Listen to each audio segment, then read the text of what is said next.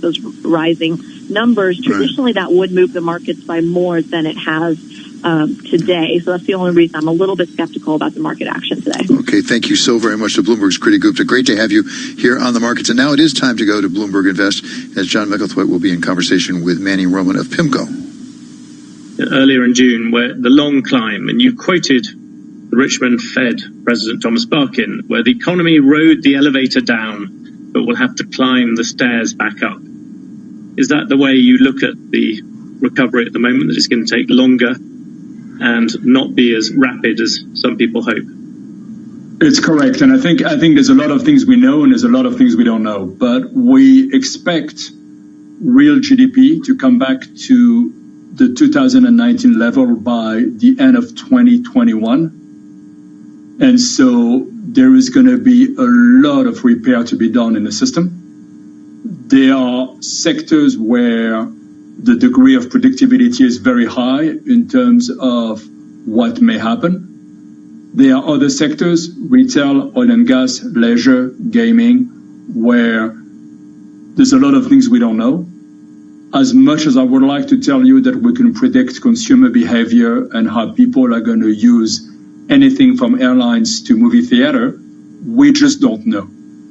And so when I think of the next 12 months, the error rate has to be much higher in terms of prediction. Just quickly coming back on that, you said there were some areas where you did feel fairly confident. What would be the areas where you think you can predict? You sort of think you know what's going to happen? Oh, I think the tech sector tells you everything you need to know about what has been predictable. And if I think back in the situation we were on March 15 and 16, if you had told us that the NASDAQ is nearly up 10% on the year, I would have been shocked. And so the recovery of the stock market has been nothing short of extraordinary. And tech companies have done remarkably well and seems to be, for the most part, totally unaffected by recent events. Well, do you think those valuations are justified? I mean, surely you'd use the word surprising. That would sound as if you don't think that tech stock should be quite that high again. Well, I'm hardly an expert on tech stock, but let's talk about credit for 1 second. I think that we've seen an enormous amount of issuance in the credit space from the end of March to today. And we have bridged the liquidity gap. Then there is going to be a long cycle where firms will need to think about solvency and their own businesses and what they can achieve. And if we know anything from history, we know it's a long cycle.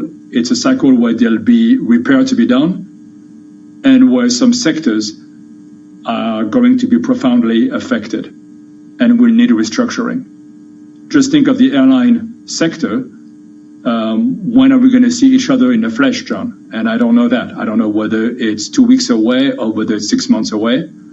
Part of it is also the virus, of course, where irrespective of how much work we've done in terms of understanding the risk and keeping our people safe, there's also things we don't know. And as you see cases ticking up in 26 of the states in America, there's just a lot of unknown in terms of people's behavior and what people are willing to do or not.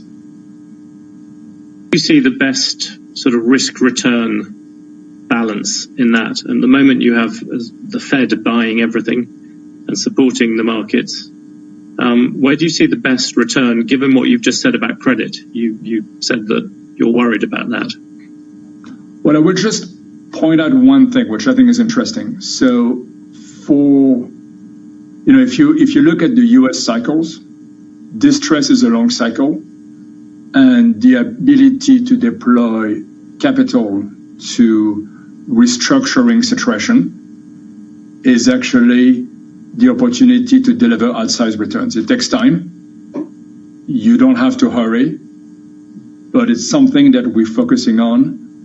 And if there are opportunity to buy cheap businesses and cheap credit because of all the factors that we just mentioned, and the ability to put them in the correct fund structure with the correct liquidity, I think the industry will deliver outsized returns. And you've seen that for the first time, I would say, in the S&L crisis in 1991. Then you saw that again in the Asian crisis in 97, 98. Then you saw that in the tech and telco unwinding in 2001 and 2002. And then you saw, obviously, a lot in 2000 and 2009. And hopefully, PIMCO will thrive out of this market and find plenty of opportunities to invest money.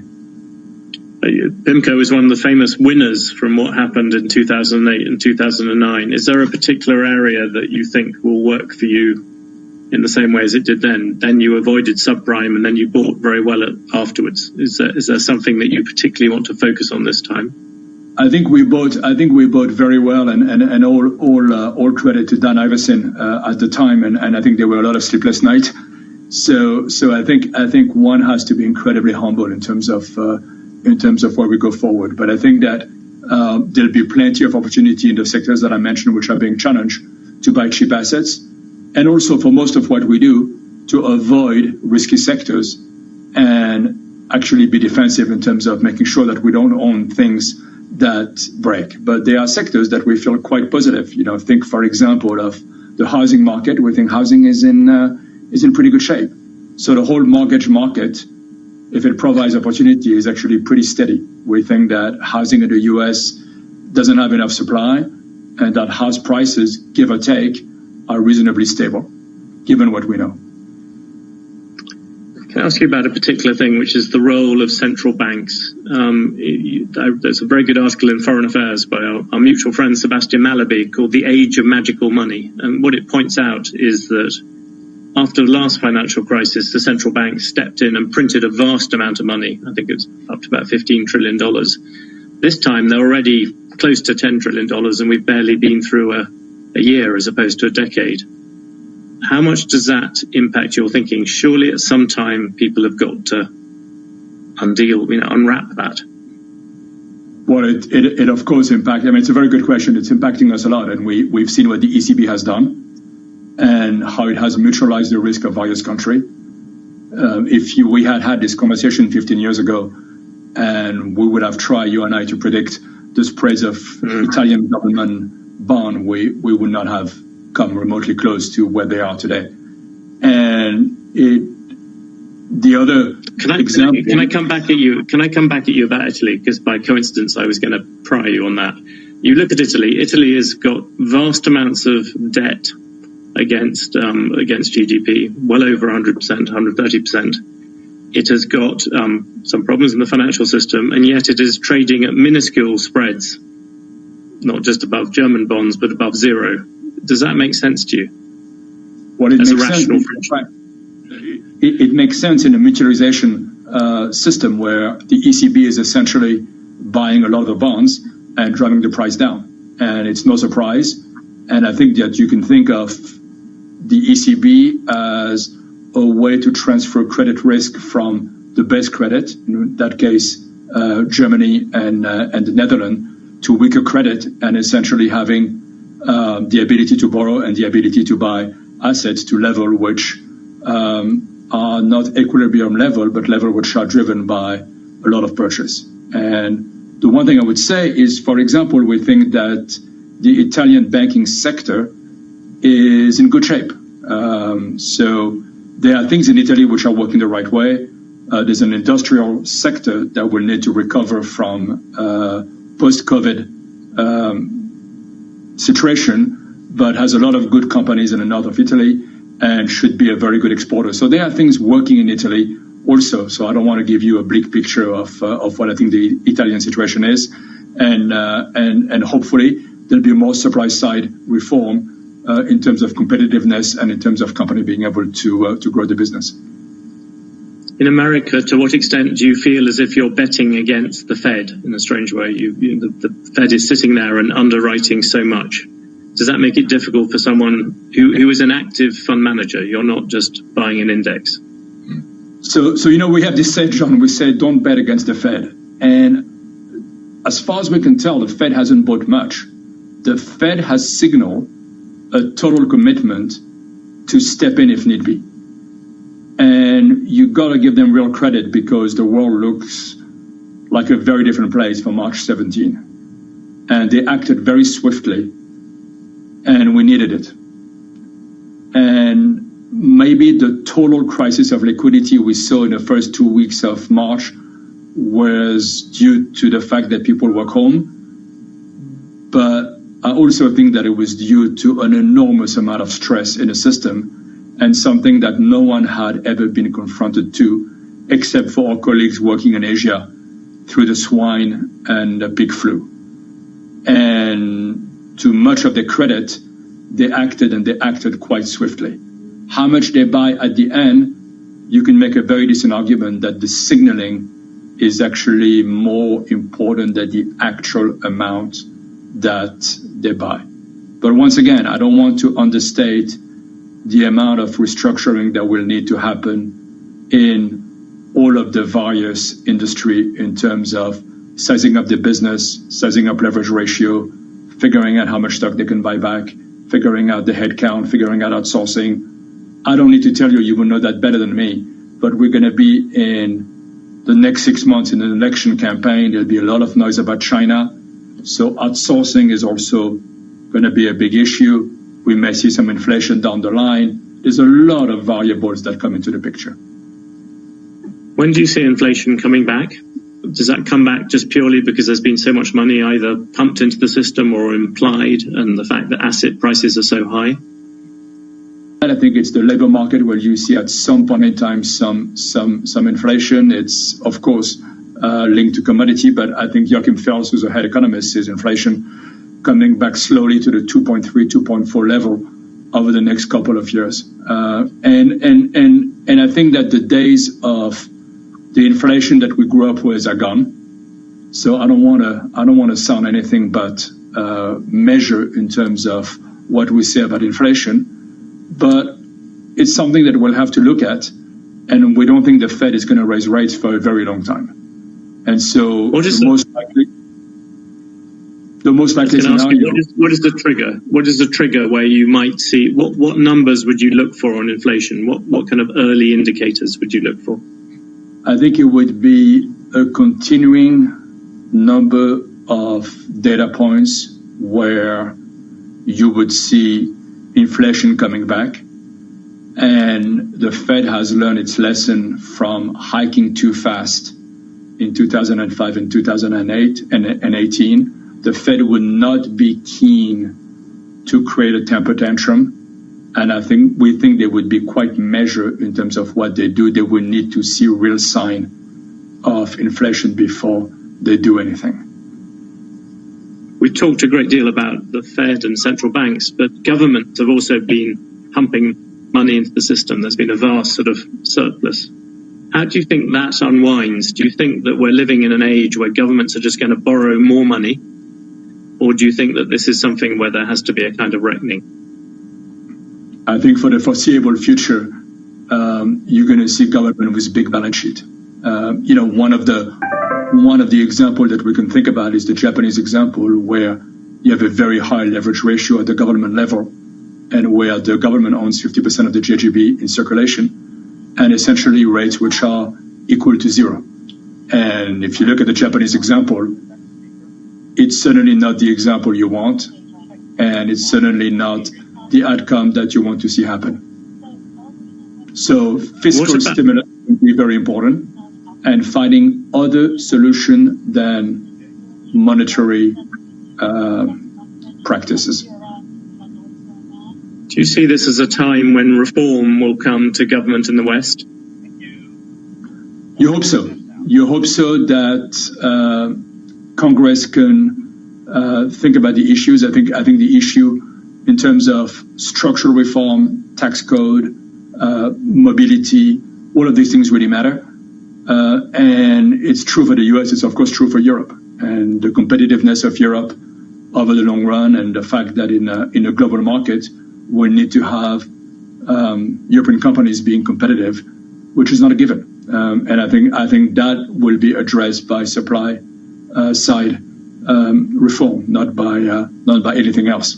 So I think there's a view to say that monetary theory is great, but it's only part of the equation, and that there are other structural reform which will need to happen that in a global market one needs to do.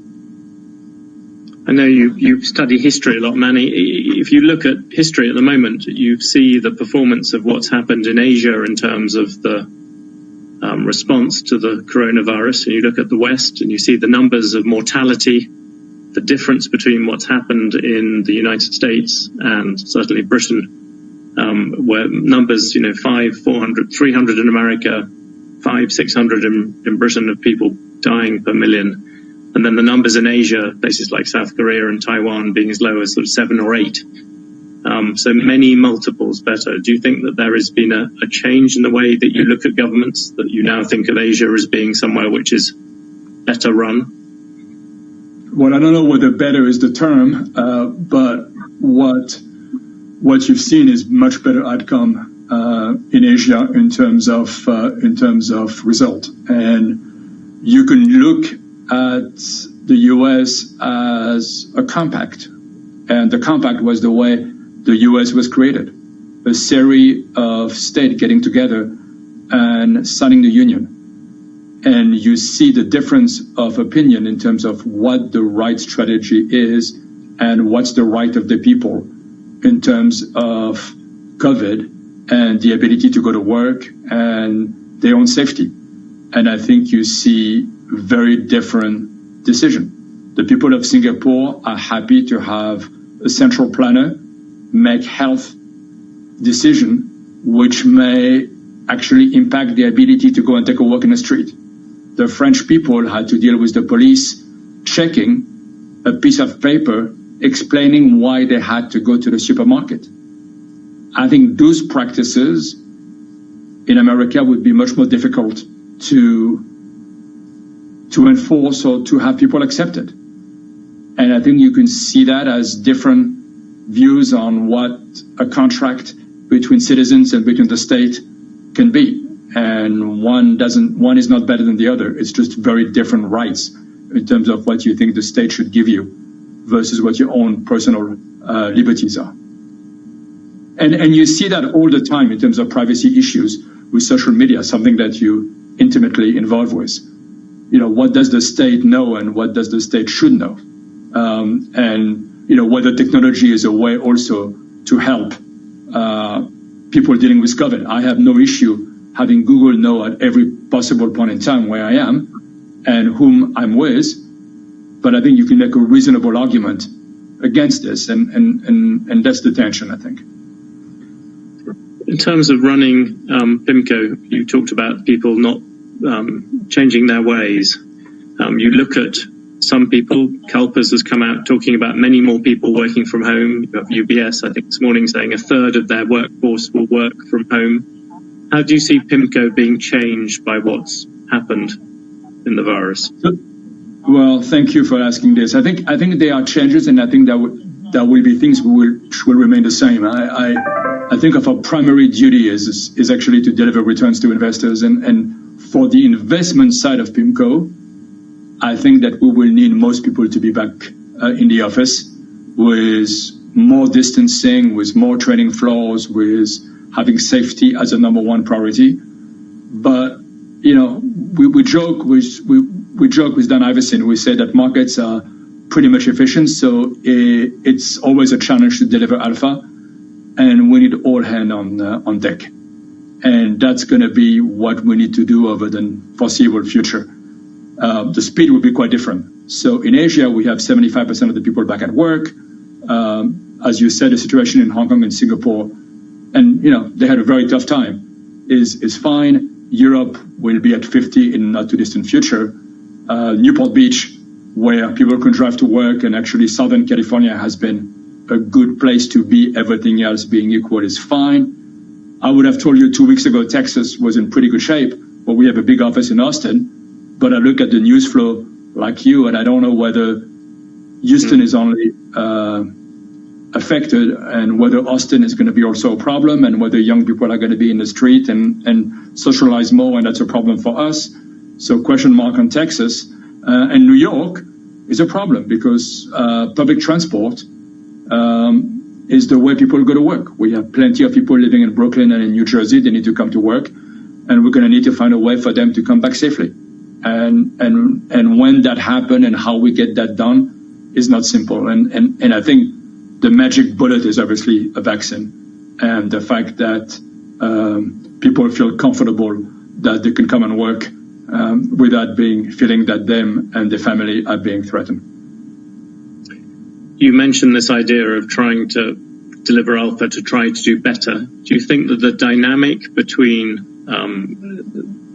people who take and put their money into index funds, active and passive management, has that in any way been changed by what has happened with the virus? Well, I think you saw things in March, which I didn't think were possible. I mean, you saw fixed income ETF trading at 8 to 10% discount of net asset value, and the liquidity shock, even on passive, was nothing like you had ever seen. And so I think the environment in terms of active management, broadly speaking, and this is obviously true for everybody, is quite rich. There's a lot of things to do. There's a lot of alpha to be picked up. There's also risk. And, it's going to be making sure you do bottom-up work. We have 75 credit analysts. They're going to need to do their job and make sure we buy the right bond. We have, as you know, a very big agency and non-agency platform in mortgages. We need to make sure we do our work properly. But it is a good environment. We went from sitting here in January thinking that 2020 was going to be on the boring side of things until you got to the election. And we had an enormous roller coaster. But roller coaster also means that there's a time to play offense and a time to buy cheap assets. And I think that's where we are. So it's going to be a matter of navigating this.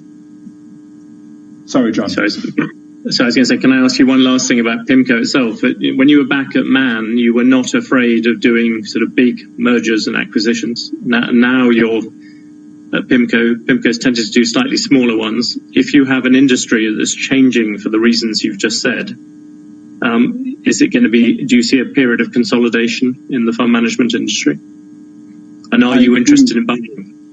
So we're not, and I think we've been very clear, and I've been very clear about the fact that all organic growth is going to be, all growth, will be organic.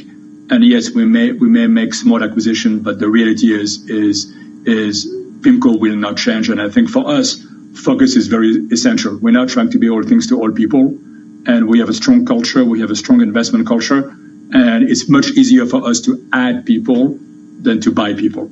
Now, I could tell you, tech and the size of the investment in tech is enormous. And I think that you will see smaller asset manager thinking twice about whether they want to remain independent and whether there are synergies to be achieved by merging down the line. Practically speaking, I think when people talk on Zoom, it is not easy to do merger. So until we can come back to face-to-face meeting, I don't think you'll see many mergers, broadly speaking, because they're just hard to do. I think at some point in time you need to break bread and look at each other in the eyes and say, this is something we want to do. This is the right thing to do. And it's harder unless you know the person forever to do by Zoom. I think that's one of the few things that modern media has not been able to deliver.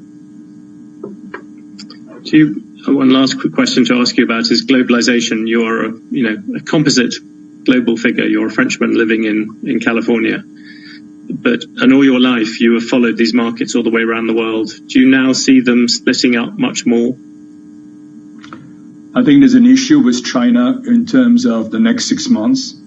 And John, we first met a long time ago when you predicted Obama becoming the U.S. president, and I remember we all laughed at you, but you were 100% right. And we're going to have an election. A rare exception to the rule, but yes. A rare exception. But we're going to have an election where I think globalization is going to be a big debate. And yes, it may be debated in a way that neither you nor I will like in terms of the detail, but China will be a big point of contention. And in the Trump-Biden election, I'm sure that there will be a big debate. Or political analyst Libby Cantrell often says it's 6 states which will decide the election. And these 6 states all have a view, rightly or wrongly, on globalization and what it means for jobs and what it means for the economy. And that certainly will be a divide. I grew up in a world where I thought that globalization was always a good thing, but I fully realize that if it doesn't come with retraining of lower skilled jobs, it creates deep inequality. And that's what you saw in the labor market in the US in terms of skilled workers versus unskilled workers. And the competitiveness of the labor market in terms of people who can move and do new jobs and people who cannot. And I think that explains a lot of what we've seen over the past few years. Do you think the choice in the election is going to be between a tough policy on China and an even tougher policy? I don't know that. I think that if you talk to companies, outsourcing has had many benefits. I mean, we also have to recognize how beneficial NAFTA has been. We have to realize that many companies have become much more productive because of the outsourcing to China. I think many companies will say that they want to diversify away and have a supply chain that is more robust, if nothing else because of COVID. I mean, many companies couldn't get the import done in March and April because China wasn't exporting. So you may see more outsourcing done in other countries, but it will certainly be a highly contentious debate. We'll see how it unfolds, and obviously it will have implications for us, and we'll adjust our portfolio accordingly. Well, we will look forward to discussing that with you. Manny Roman, CEO of PIMCO, thank you very much for speaking John, to Bloomberg. thank you for having me. And to the Invest Global. We have been listening to Manny Roman. He's the CEO of PIMCO in a conversation with our editor-in-chief at Bloomberg, John Micklethwaite. This is part of the Bloomberg Invest Summit.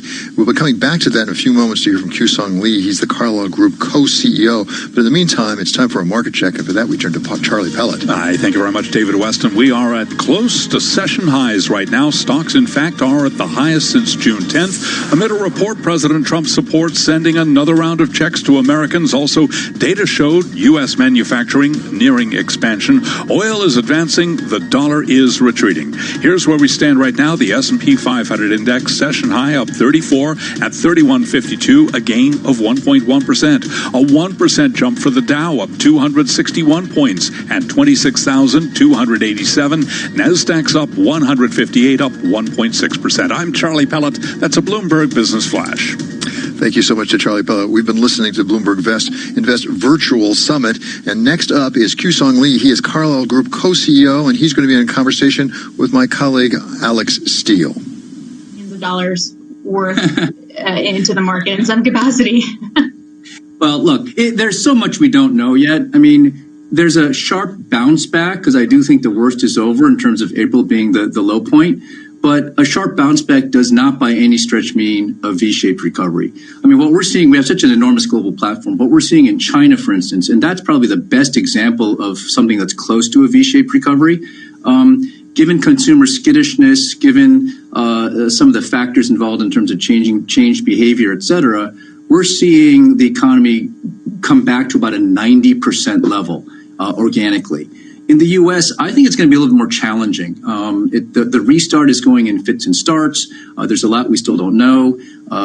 There's tremendous issues in terms of how we contact trace and mitigate other occurrences of the virus potentially in the future, liability issues that have to be worked out. And of course, there's the possibility of a jobless recovery. So if I had to say it right now, I mean, I really don't know, but I certainly don't believe it's going to be V-shaped. I think the bottom of it looks like it's going to be V-shaped, which people will look hopeful to, but then I do think it's going to struggle moving on. And I don't suspect we get to pre-COVID levels for a couple years, just given the nature of the recovery that's going to be difficult. So that's interesting. Does that mean that in China, if you're back to like 90%, you expect that to then go down a little bit before we get another recovery, or are they on like the last line of the W? Right. It seems to have plateaued a bit, but I think the most important thing to appreciate, Alex, is that in China, if I were to ask you how much money was spent by the government to get that recovery going, it's virtually nothing.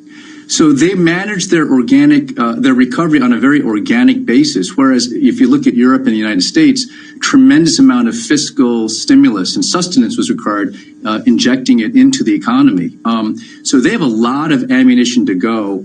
And you also have to understand China's, the export portion of China's economy has remarkably shrunk over the past 10 years, something like 40% down to closer to 20%. And so given that, China's got a lot more going for it than you'd think, and there may even be a chance that it does not hit a recession this year.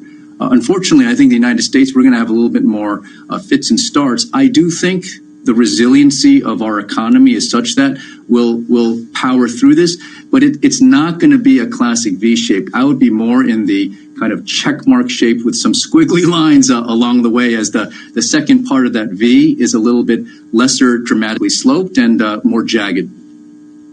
You're adding squiggly lines now, because that's like another thing. It's like another checkpoint we have to make. So does that mean from an investment perspective that you'd rather be investing it's a better chance to put money in China than into distress in the U.S. or in Europe, for example? Well, I think, when you have a platform as large as we are all over the world, all asset classes, all these different investment strategies, the question is not, are you investing or not? Because we're always investing. We're active, but it's being selective and about understanding where you want to put your money to work, because there's a difference between investing aggressively and investing wisely. We're in the long-term business where we have balanced perspective, and that's what our investors pay us for. And we've been very selective about being aggressive in the credit asset class, particularly in the opportunistic strategies. We really like healthcare and tech, particularly in parts of the Far East. And so we have been deploying, not as aggressively as as some may say, but it's been pretty darn active. But investing is not only just putting money to work, it's also trying to understand how to exit appropriately. And we have been pretty successful even during these times with pandemic with respect to IPOs, for instance, Zoom Info or One Medical, both successful instances of IPOs during troubled times, but also M&A sales in Japan and in other parts of the world. So we're always selling, we're always buying, but it's about being selective and targeted and investing wisely with a long-term perspective, which is what we're trying to pursue. So, and Manny and John kind of touched on this in their panel, is the decoupling kind of everywhere. And I say decoupling of the U.S. and China, but it could also be the EU and China. It could be the U.S. and the EU. How does someone like you, who's looking for opportunities across the board, look at that conversation? Right. It's funny, Alex, and I'll bring this into it in my answer. If I were to ask you or the audience to close their eyes and go back to pre-COVID, and I know it seems so far away, but if you were to go back... I don't remember that, Q. I can't do it. It's too hard. I long for that. If you go back to the fall of last year and close your eyes, and you were speaking to Manny or me or others, the trends we'd be talking about would be low global growth, low rates, disinflation, no inflation, abundant energy, the impact of disruption of technology, polarization, nationalism, populism. You'd also be talking about trade tensions and decoupling. And if now all of a sudden you open up your eyes and you're in a kind of in the crisis moment, none of those trends have changed. None of them have changed. It's still low global growth, low yields for probably a lot longer than we'd imagine, disinflation, abundant energy. If you were watching CNN or Fox before the crisis, you're still watching CNN or Fox during the middle of this crisis. So that goes to the whole decoupling and the tensions that we're seeing between the U.S. and China. I think this is, clearly an issue for all of us with respect to, a major paradigm. The globalist framework is at risk and is changing.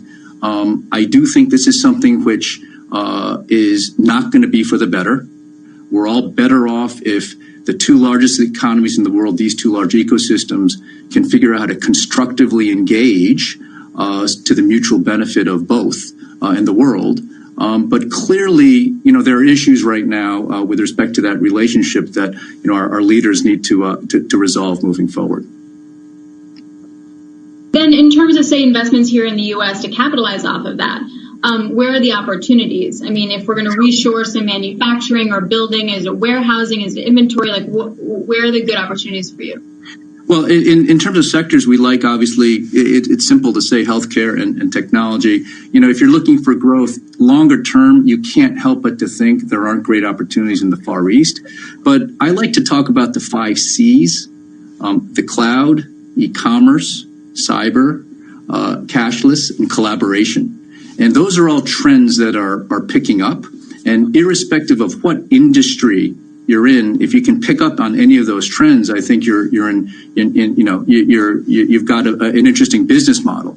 What we've noticed during this crisis is that many trends have accelerated, and businesses' ability to be disruptive has actually increased. And so a lot of the opportunities we're looking at right now tend to be more growth oriented. The traditional late stage, very large buyout private equity deal is something which I think is going to be a little bit more slow in coming as we all try to find our sea legs with respect to the future earnings and as it relates to kind of our assumptions as to where all this is going. But growth investments in some of the sectors I've identified and some of the themes that I've just talked about are all very interesting and compelling. And this is for an audience member. This is actually a great question. I was going to try and go there. Was private equity marks in Q1 were very tough for most major firms. Has the crisis adjusted underwriting for new deals? And if so, how? And it's a good question, too, like who has more control? What do covenants look like? How have contracts changed, et cetera?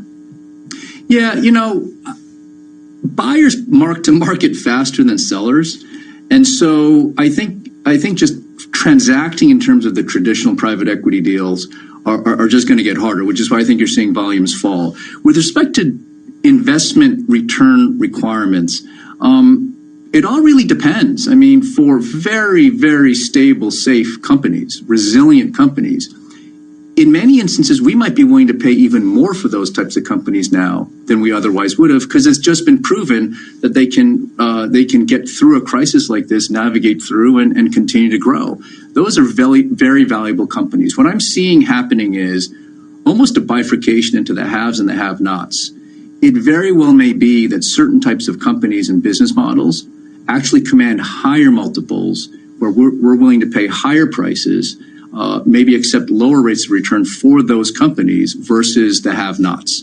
In a world, Alex, where rates could be zero for a long period of time, I think the real interesting question for investors to have to answer is going to be, well, what's the right risk premium and what are the right return expectations for various different asset classes? If you think that rates are going to be zero for a long period of time, you can't help but to think there's going to be some type of compression over the longer term with respect to returns. As it relates to Carlyle and what we're looking to do, it's all about the CEOs finding the right companies in the right sectors. And we feel that if we can do that well and partner with them over a long-term time frame to build their businesses, the returns will work out just fine. Another audience question here, talking about China. We touched on it briefly, but if we kind of walk forward a U.S.-China trade or non-trade deal, if we go the route of decoupling, if a trade deal doesn't work out, particularly as we get much more stress towards the election, right, does that create more or less opportunity for you here or in China? Given our footprint, no matter what happens, I think there's going to be opportunity for Carlyle as it relates to change and the environment as disruption occurs. Obviously, investors are able to find opportunities when that happens. But taking a step back, I really hope that doesn't happen. I think it's really important for both sides to make phase one work. It's almost symbolic at this point that both countries have the will to enable phase one to happen. I do think the rhetoric needs to come down from both sides. In particular, and this was just touched on in the last interview, there's this notion that we need to 100% onshore. And I think the argument needs to be much more, the narrative needs to be much more about resilient supply chains. And resilient supply chains do incorporate an amount of onshoring, but for American corporations to be truly competitive in this global marketplace, we need global supply chains. If you talk to a lot of CEOs, that's exactly what they appreciate and understand. And so there's a lot of complications as it relates to the whole U.S.-China, the trade deal, and the potential impact of decoupling. But, I just want to say, stepping back, I think it's really important that phase one, that part of the agreement gets fulfilled, and that we carefully think through the right narrative as it relates to the resilience of supply chains moving forward. Yeah, so yes, but please don't let it get to that. Is what you're saying. The other thing is, if you talk to any private equity person or really any major investor, in like 6 months ago, pre-COVID, all the talk was about ESG, and it was really primarily focused on the E and a lot of environmental investments and impact investing, et cetera. I feel that now the S has become in so many ways more important as we come out of this. I'm interested in what Carlyle is doing and thinking in terms of investing in ESG, but also how you rank the companies that you're already invested in to see if they're meeting the criteria that you want to stand by. Sure. As far as Carlyle is concerned, the E, the S, and the G, they're all important. It's all about having maximum impact. And so for us, the whole notion of impact it's not a product. We think about trying to have impact in every single company and every single investment we make by simply having a philosophy that our job is to make businesses better across the board, from revenues, from costs, from capital efficiency, but also in terms of diversity at their boards, in terms of what they're doing with respect to climate change and sustainability practices. So, for instance, we have one company where we've put in place a capital structure, a bank financing structure, whereby if that company improves its ability to be more sustainable with respect to some of its manufacturing processes, the cost of financing actually comes down.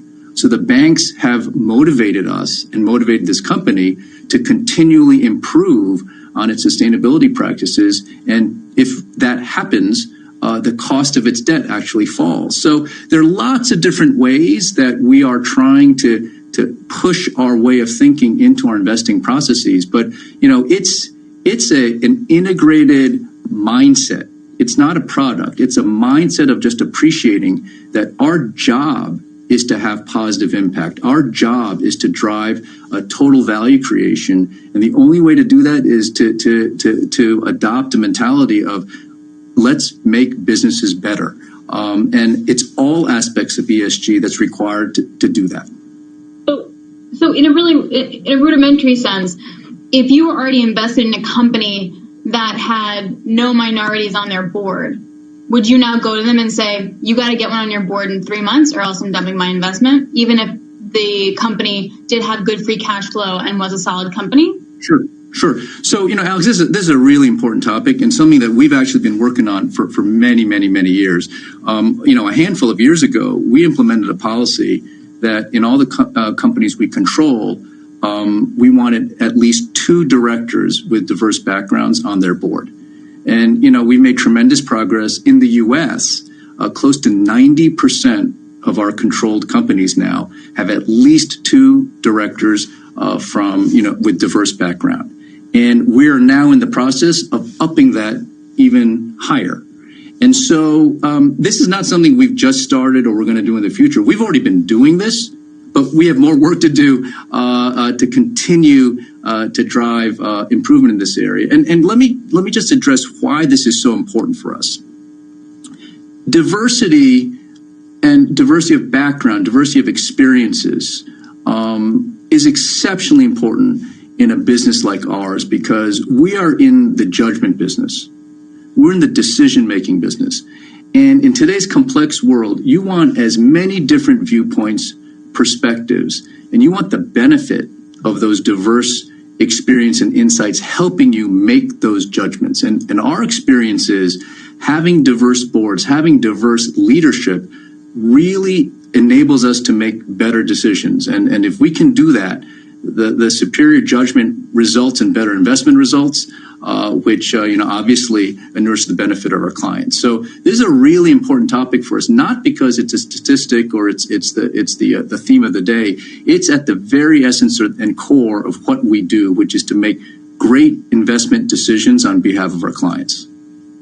So how active would you be in that? Like, I get that you've already screened all your investments past certain criteria. If you up the criteria, how active would you be in then divesting those businesses that didn't work for you on those metrics? Like, where we're really going to find change is through the pressure from the people with money.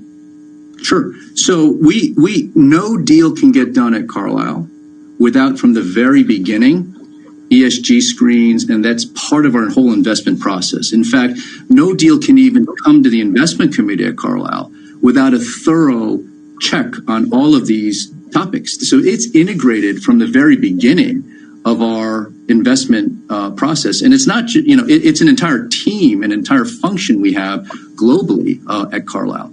Furthermore, once the deal is made, we track and monitor how these companies are doing against these metrics, and then we report to them, to our limited partners. So, it sounds so theoretically elegant. It's exceptionally hard to do practically around the world.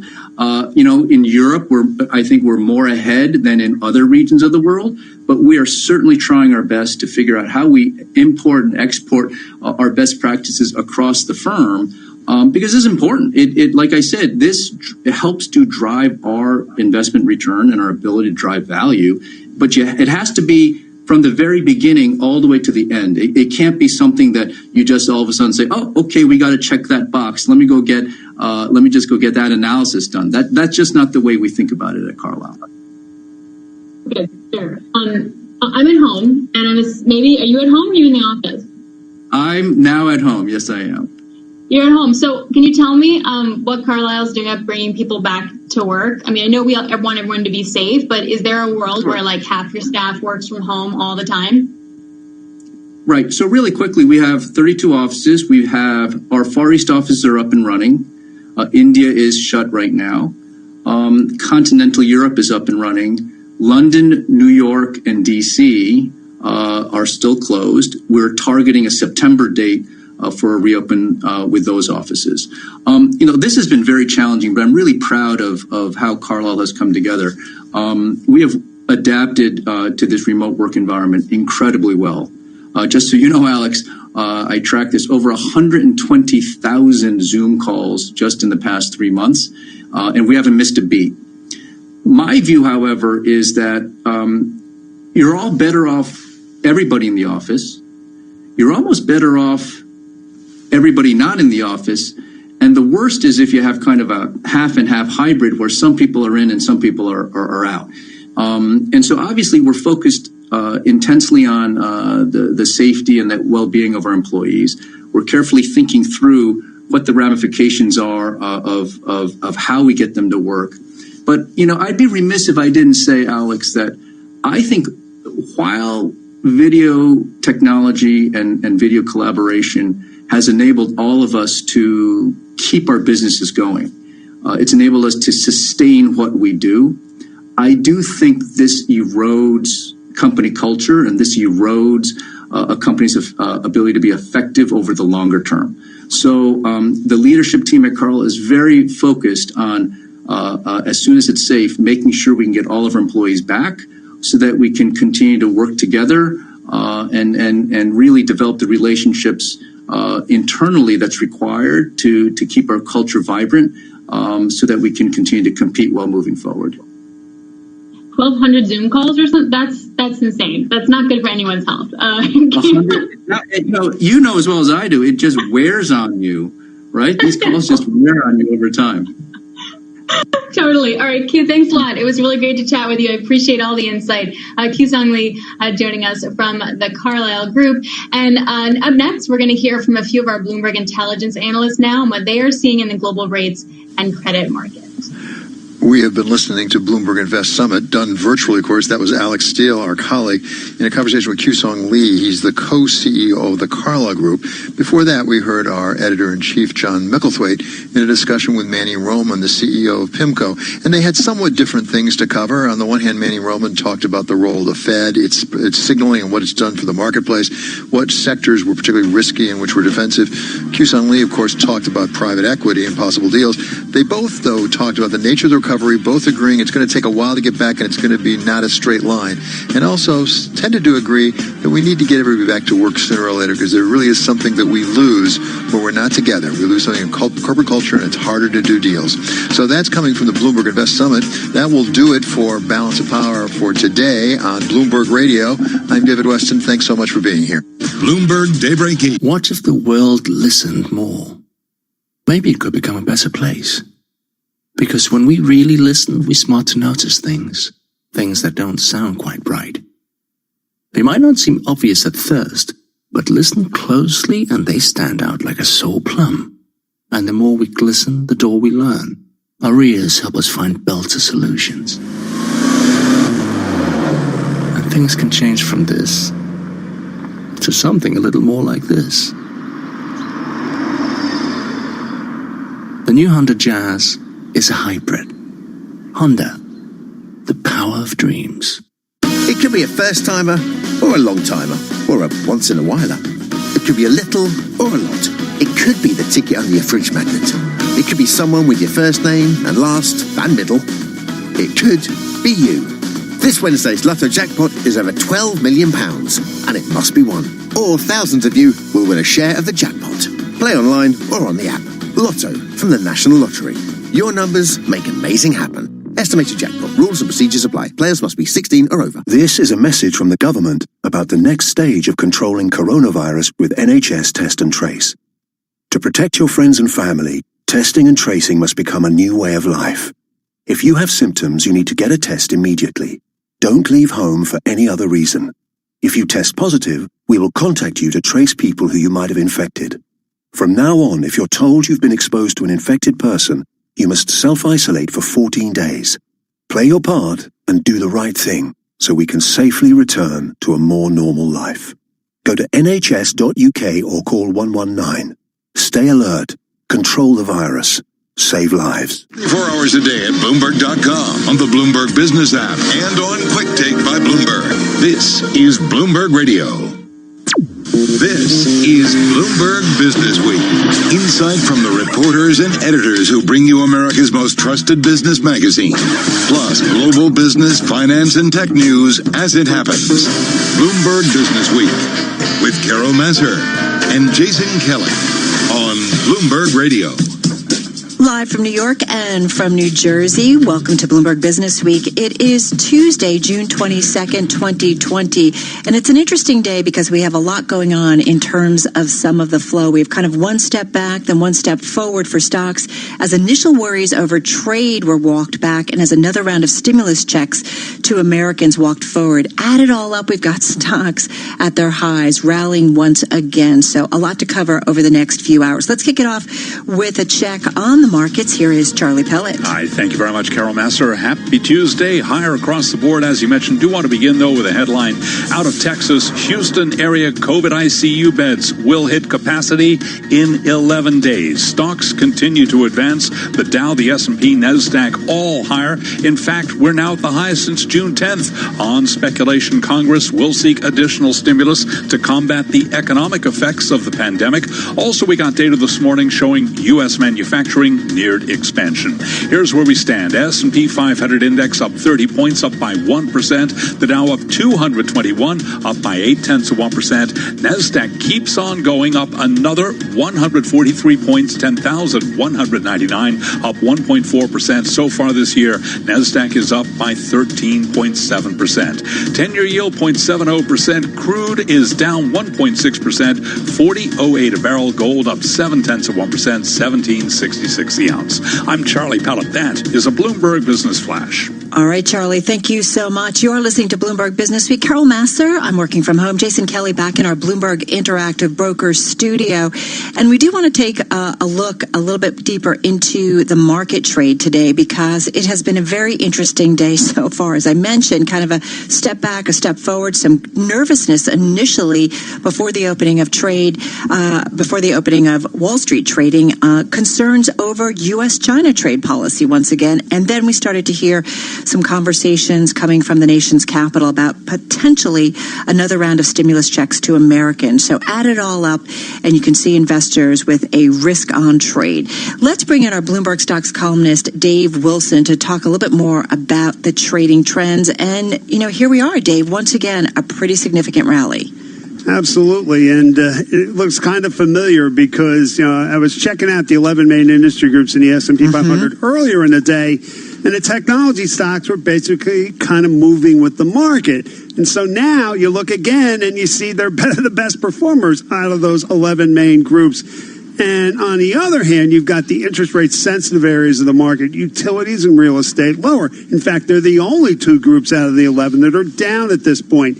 Apple kind of jumps out when you look at tech because, shares set a record yesterday and they're up more than 3% today. So it's what has gets, you might say, as far as Apple goes. They're talking about, having their own chips in Mac computers going forward rather than Intel's chips, which they've depended on for years, and making fixes to their software, improving the way that things kind of work together when you consider the iPhone and the iPad and the Mac and all that. So, and Dave, it's something we're going to talk about a little bit later on with Mark Gurman. So we're going to leave it there, Dave, because right now, happening live at our Bloomberg Live Invest Global virtual event, World Bank Vice President and Chief Economist Carmen Reinhart sitting down and talking with Bloomberg News Executive Economics Editor Simon Kennedy. It's in process. Let's listen in. It has morphed into a major crisis. And one of the things that I've highlighted that is very different is that the policy response, the lockdowns, the distancing, the suspension of global travel of any shape or form is a very novel response to pandemics. Pandemics are old. I've likened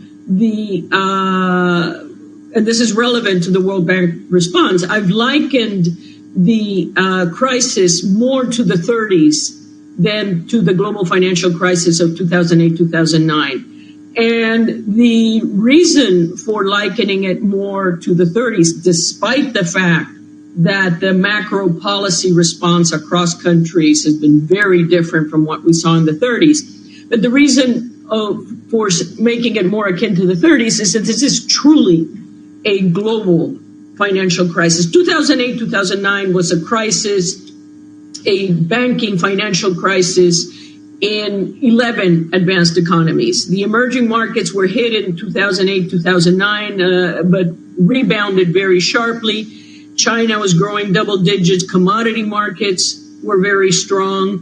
And this time, of course, if the advanced economies are seeing problems, it actually pales in comparison to some of the problems and challenges that the developing countries and emerging markets are seeing because they don't have safety nets, because they don't have the fiscal space to try to counter the effects of the lockdowns.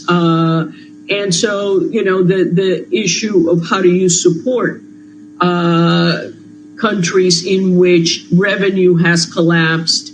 If you rely on tourism, tourism has collapsed. If you rely on commodities, commodity price exports and volumes are down. So the World Bank and the IMF, the multilateral community in general, has been engaged in record lending, both in terms of the volume of lending and in terms of the number of countries that have accessed that lending.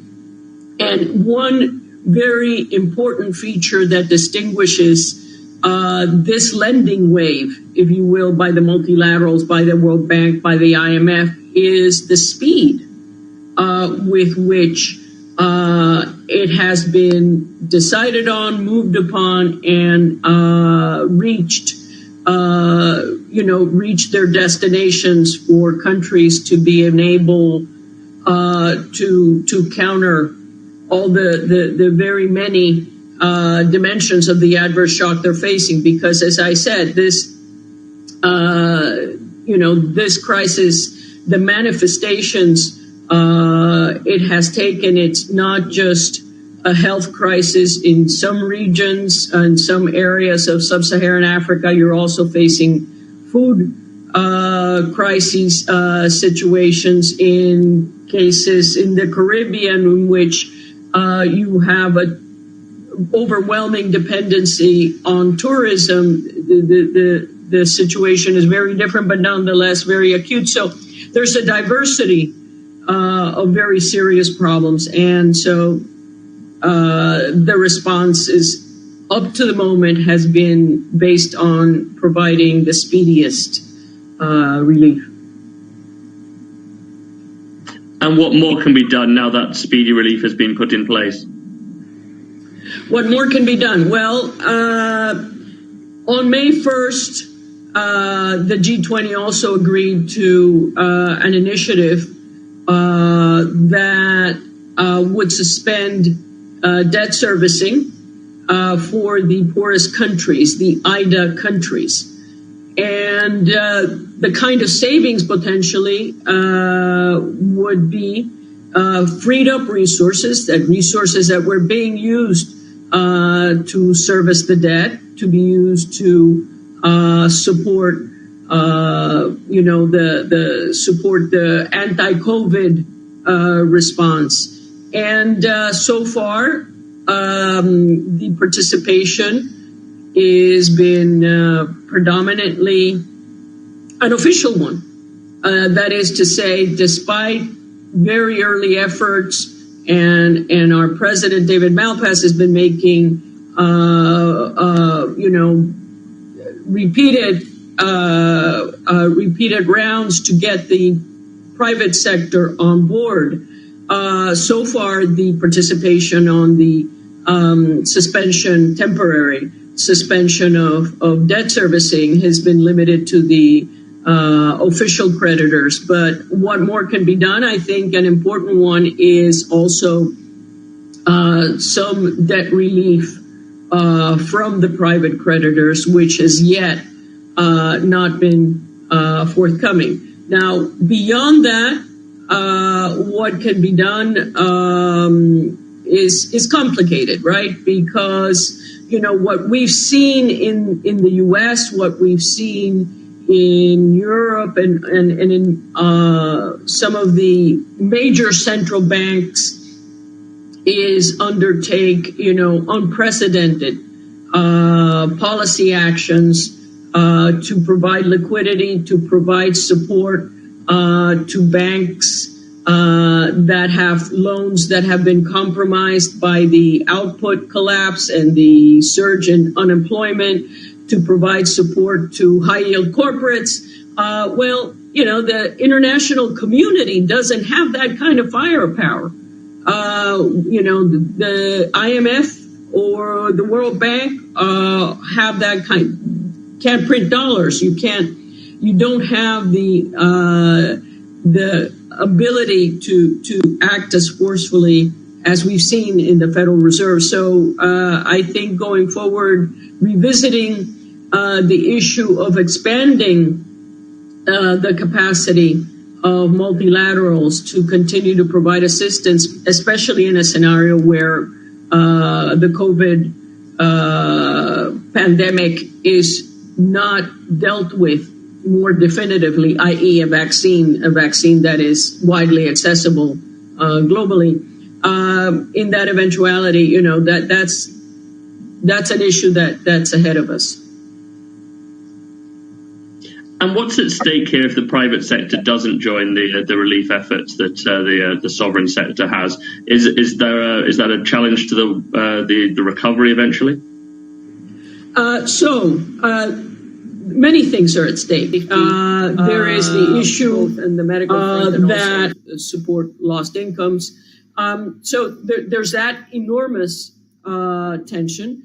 But there's also the more lasting effects that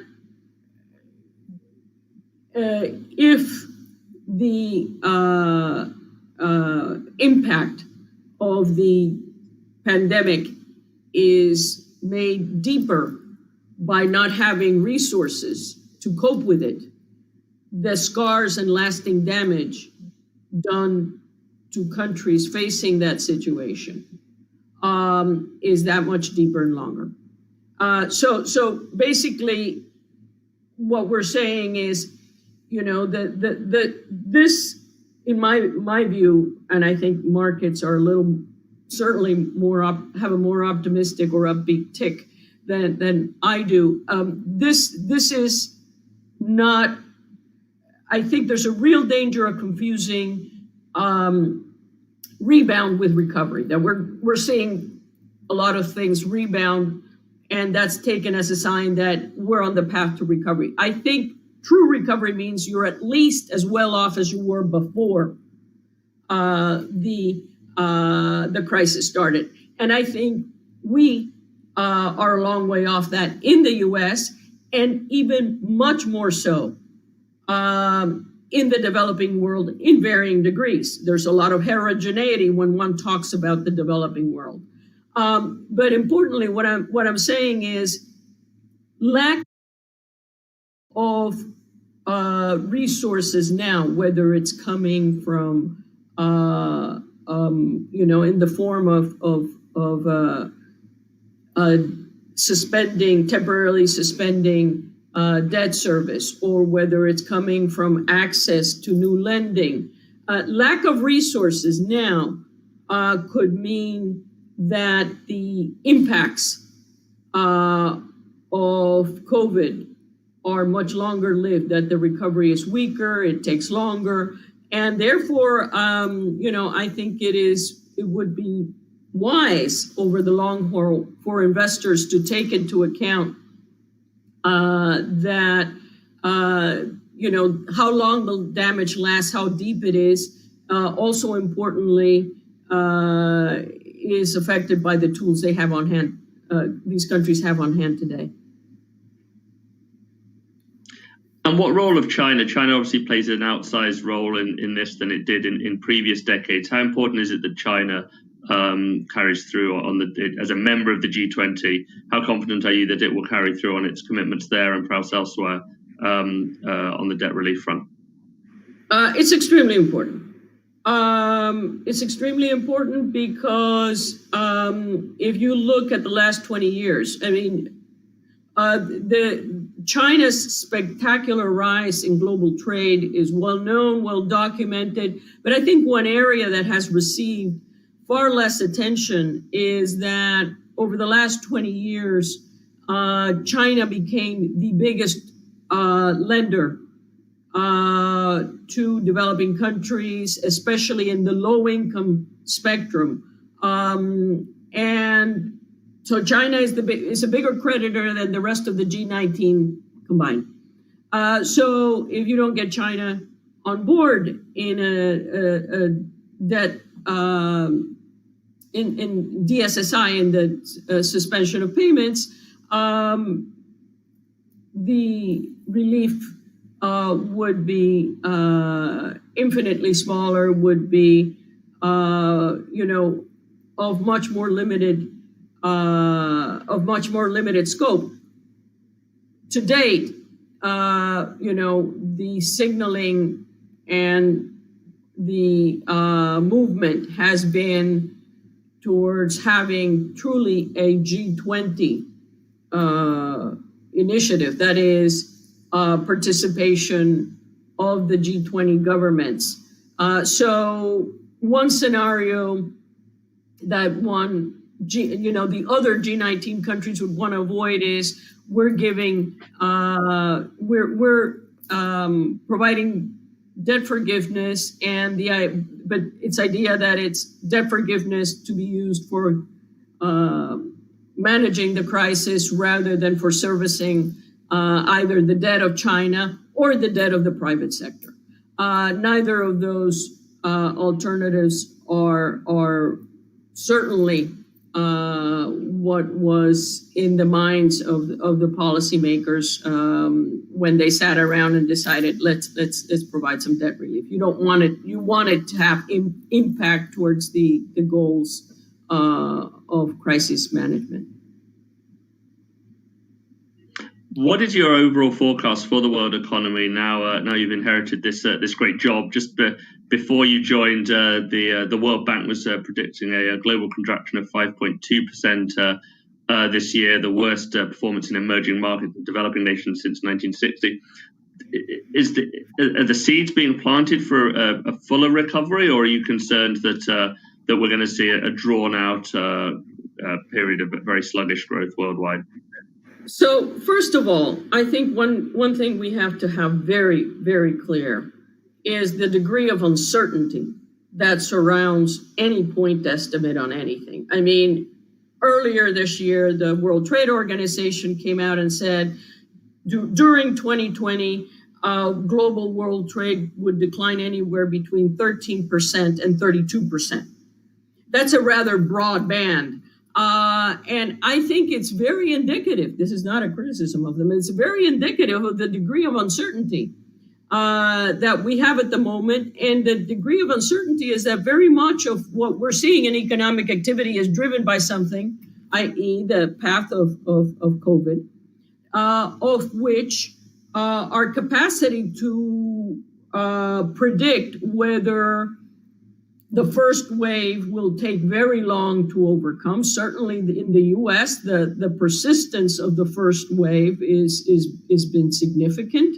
Secondly, how that first wave circles the globe, it hasn't done so synchronously. We've seen the later outbreaks migrating to emerging markets like Brazil, like Russia, like India. Third, we're not really sure whether we're going to get a second wave. We hope that the appropriate comparison is, of course, not the 1918 influenza, which in fact started in March of 1918, but lasted until 1920, and in effect had three waves, with the second wave being the deadliest of the three. So what I'm getting at is that the degree of uncertainty in any economic forecast at the moment, especially if you try to figure out what next year looks like, is, I think, higher than I've ever seen it in my professional life. I am very skeptical, as I said, of a V-shape. Now, a lot of things, including GDP growth, will look like V-shapes.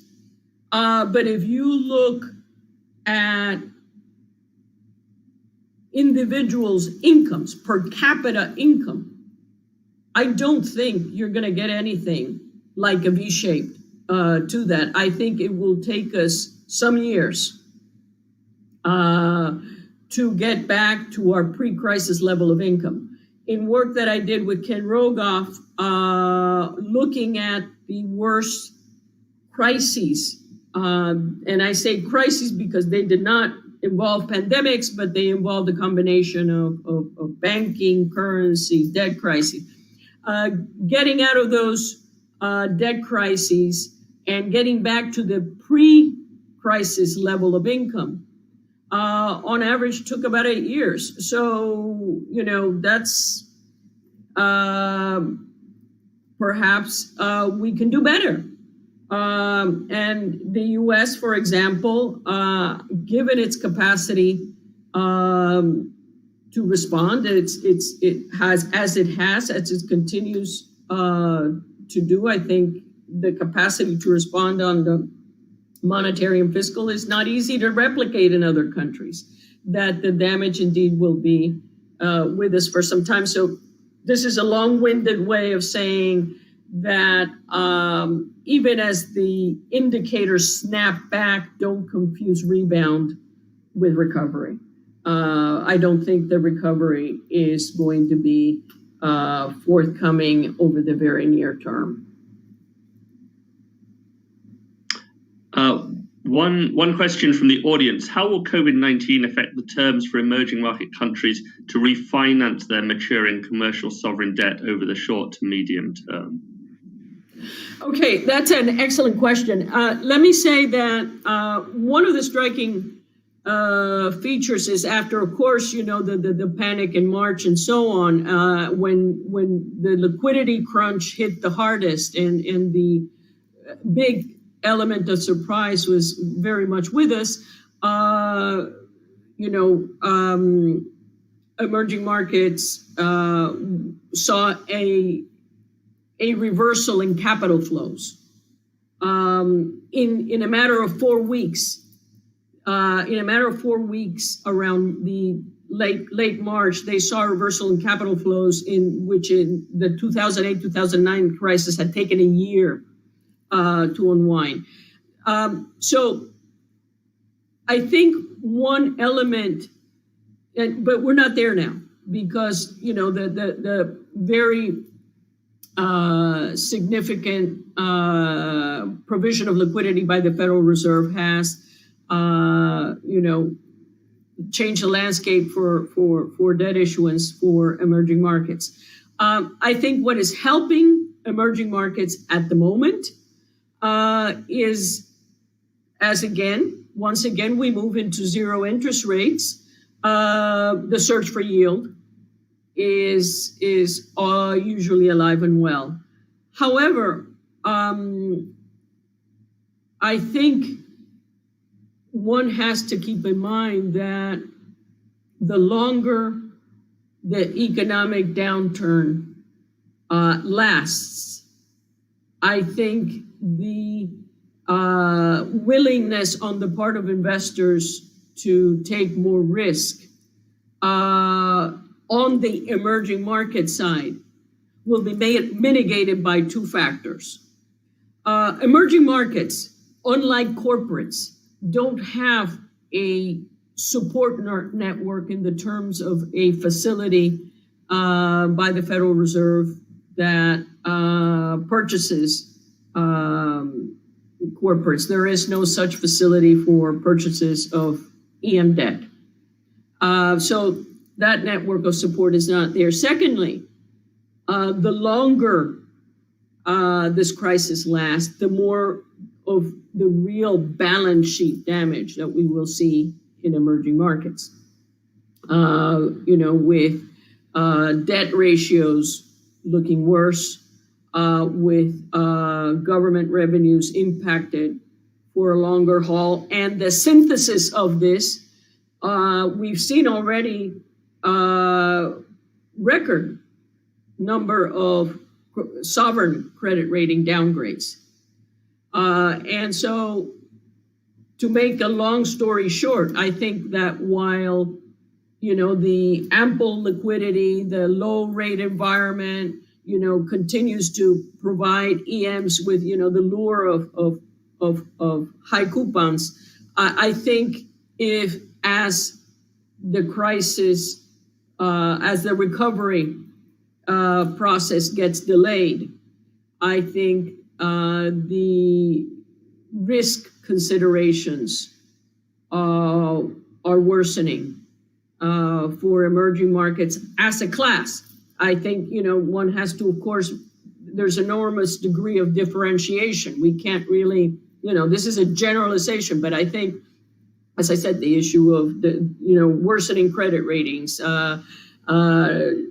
debt ratios drifting higher, revenue shortfalls, and what are likely to be other forms of domestic financial fragilities emerging. I think EMs are going to be in a very, very tough spot going forward. Casting the net a bit wider to fiscal issues, you said recently in a newspaper interview that you were a fiscal conservative, but now wasn't the time to worry about that. Talk me through that. How long does that period get to run, and when do fiscal conservatives start to worry about some of the debts that have been run up? Look, I think I likened very much the current situation to a wartime situation. During a war, when you go into war, you don't know if the war will last 1 year, 2 years, or 5 years. But certainly, while the war is raging, priority-wise, the concern is about winning the war rather than making very prudent decisions about debt. And this situation, unfortunately, has thrown the global economy in a situation that is very similar to a war because, issues of trying to jumpstart the economy prematurely can backfire if indeed we still have a COVID problem circulating or if we have a second wave. And this is the point that I tried to highlight early on when you asked me about the forecast. And I said the key driver or a distinguishing feature, any forecast always has standard errors, but the dispersion, the uncertainty that we're facing now is very exceptional. And so as regards going back to the fiscal issue, I can't tell you whether, we're going to start worrying about that if we hit, March of next year. And so March of next year is when we start worrying. I can't say that because this is really about, winning the war first, which we haven't done yet. Carmen Reinhardt, thank you so much for your time today. Good luck with your new appointment at the World Bank. And I now toss back to David Rubenstein, his special guest, Secretary of the Treasury, Stephen Mnuchin. Thank you. Thank you.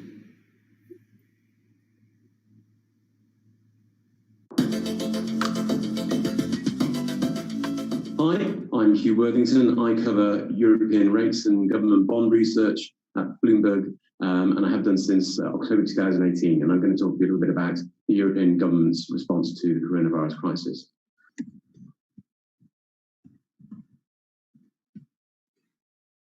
Well, if you look at this chart here, it probably shows you some of the issues that we've got.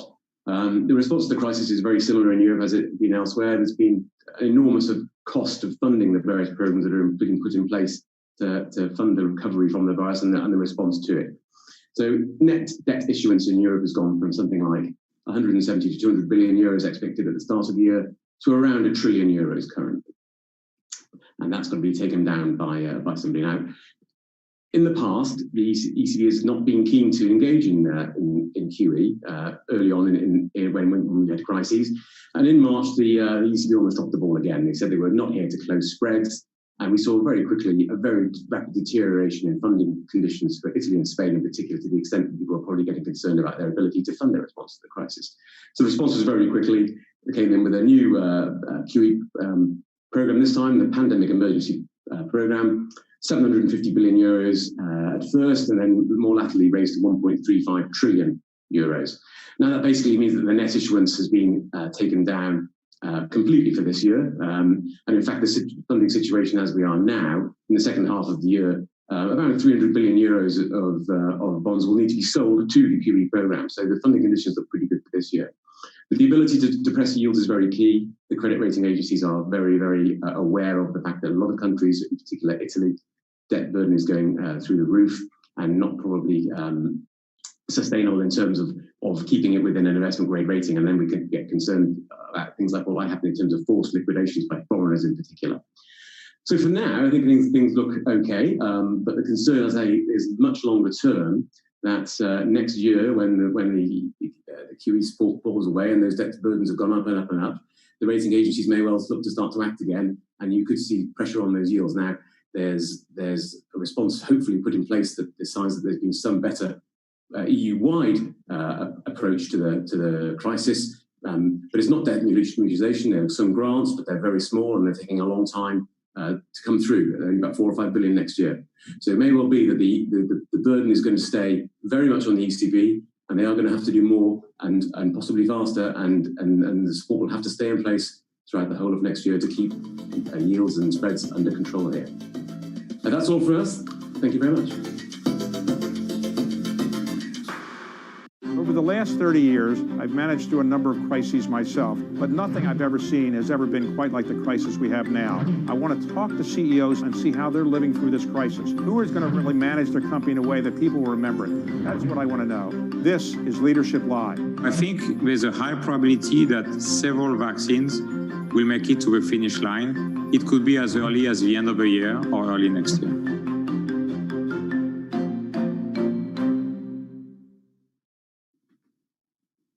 Hello, I'm David Rubenstein.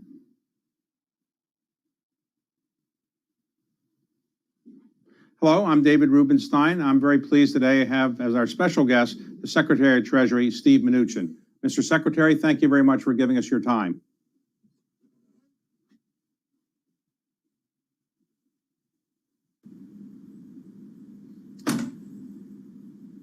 So, David, Mr. Secretary, with you. Thank you very much. I know you're busy. You have a million things obviously going on, so let me get right to the bottom line on some of them. What about a new stimulus bill? It's being talked about today. There are reports that the president would like to do a stimulus bill. Unclear whether it's something that other Republicans want to do on Capitol Hill. What is your view on the likelihood of another bill, and what is the timing for that? Well, David, it's something we're very seriously considering. The president has been clear that we put a lot of money into the economy. We had an unprecedented response on a bipartisan basis in the last CARES bill, and there's no question that money is having a major impact on the economy, whether it's the PPP, which impacted 50 million workers, or whether it's the direct payments of over 160 million or enhanced unemployment. These are all having an important part of protecting American workers and American business. I actually just left the Republican Senate lunch, and we are beginning to discuss the different aspects of what another bill would look like. We want to take our time because, number one, there's a lot of money we still haven't put out. And number two, we want to make sure whatever we do going forward is much more targeted to the businesses that are most impacted. But the timing, you think that it's likely that sometime in July a bill might pass both houses? I do. That would be the timing. Okay, and the negotiations, there are some people who think that you are not tough enough on the Democrats, and therefore some Republicans are saying that you should have a partner, Mark Meadows or somebody else, to negotiate. But in your view, you'll be the principal person negotiating with the Congress on this legislation. Is that right? Well, David, I mean, let me first be clear. What I'm doing at the direction of the president, and it's the president's policies. Last time, Mark had just come on board, and I asked Mark to come up with me. He was very critical in helping with the last bill, so we have a great teamwork, and he will be there with me.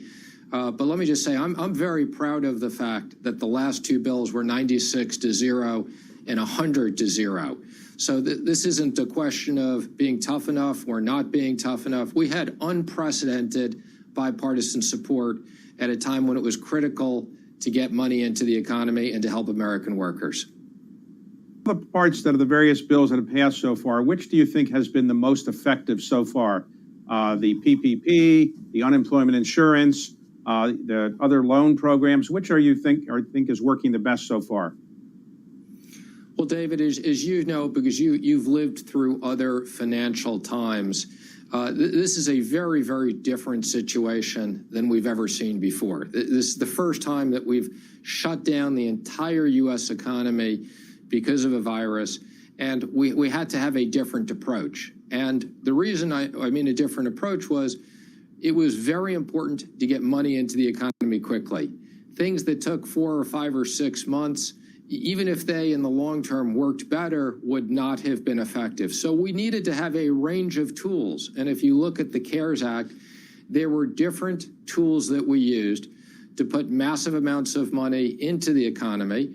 Obviously, as I just mentioned before, you had the PPP, you had the direct payments, you had the unemployment. We also had a program for the airlines, which was very critical. We had $450 billion that we could work with the Federal Reserve on the 13.3 facilities, and this really worked perfect. The mere announcement of some of these facilities unlocked the markets. Even without spending a penny of taxpayer dollars, it unlocked to the point where, we've had unprecedented corporate issuance. Companies like Boeing, which I thought were going to need to come to us in our national security program, borrowed $25 billion in the market without putting a penny of taxpayer money at risk. So right now, would you say that the legislation that you've passed is working reasonably well? But would you say the Fed has done as good a job as you would like them to do? They have a lending program, which I think has not yet actually lent money. And can you say whether the president is happy today or happier today with the head of the Federal Reserve? Well, I think the Federal Reserve has done a phenomenal job. We speak to them almost on a daily basis. These programs are a combination of work of the Federal Reserve and the Treasury, and I think we've worked very well together. Every single one of these programs is now up and running. So we have a municipal bond program, we have a money market program, we have a commercial paper program, we have a Main Street program that's now up and running, we have a corporate primary and secondary, we had a program that lent to banks and non-banks for PPP loans. So the Fed acted in unprecedented response, and yes, I think you've seen the president is very pleased with what the Fed has been doing. Okay, in terms of these programs, they do cost money. So the debt of the United States has increased a fair bit, I think maybe $4 trillion or something like that. Are you worried about the impact of that either on the dollar or on inflation? Well, David, this is like a war. Fighting this virus is like fighting a war. And the president and I were determined to spend what we needed to spend to protect the American workers and the American public. This was not their fault. So no different than going into a war, you don't say, I'm going to stop here and deal with the consequences. I think over the long term, the good news is long-term interest rates are very low. So the cost of this debt is very low. We're borrowing a lot of money long-term. We have a lot of liquidity. The dollar is the reserve currency of the world, so we have a lot of liquidity in borrowing. And yes, over time, we're going to need to deal with the debt. I think you have to look at both the debt as a percentage of GDP and a percentage of what it costs to carry it. So these are things we'll look at over time. In terms of the loans that are being made now, at one point you had said it was important not to reveal who the borrowers were. Recently you've said you think it's okay to disclose. Why did you change your mind, or why did the government change its position? Well, David, let me clarify. When we negotiated these deals on a bipartisan basis, we agreed to an unprecedented level of transparency and oversight.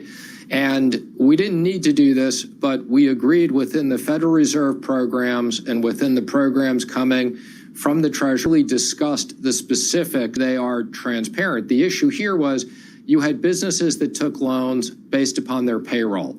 And no different, we're not publicizing everybody's name who is getting enhanced unemployment.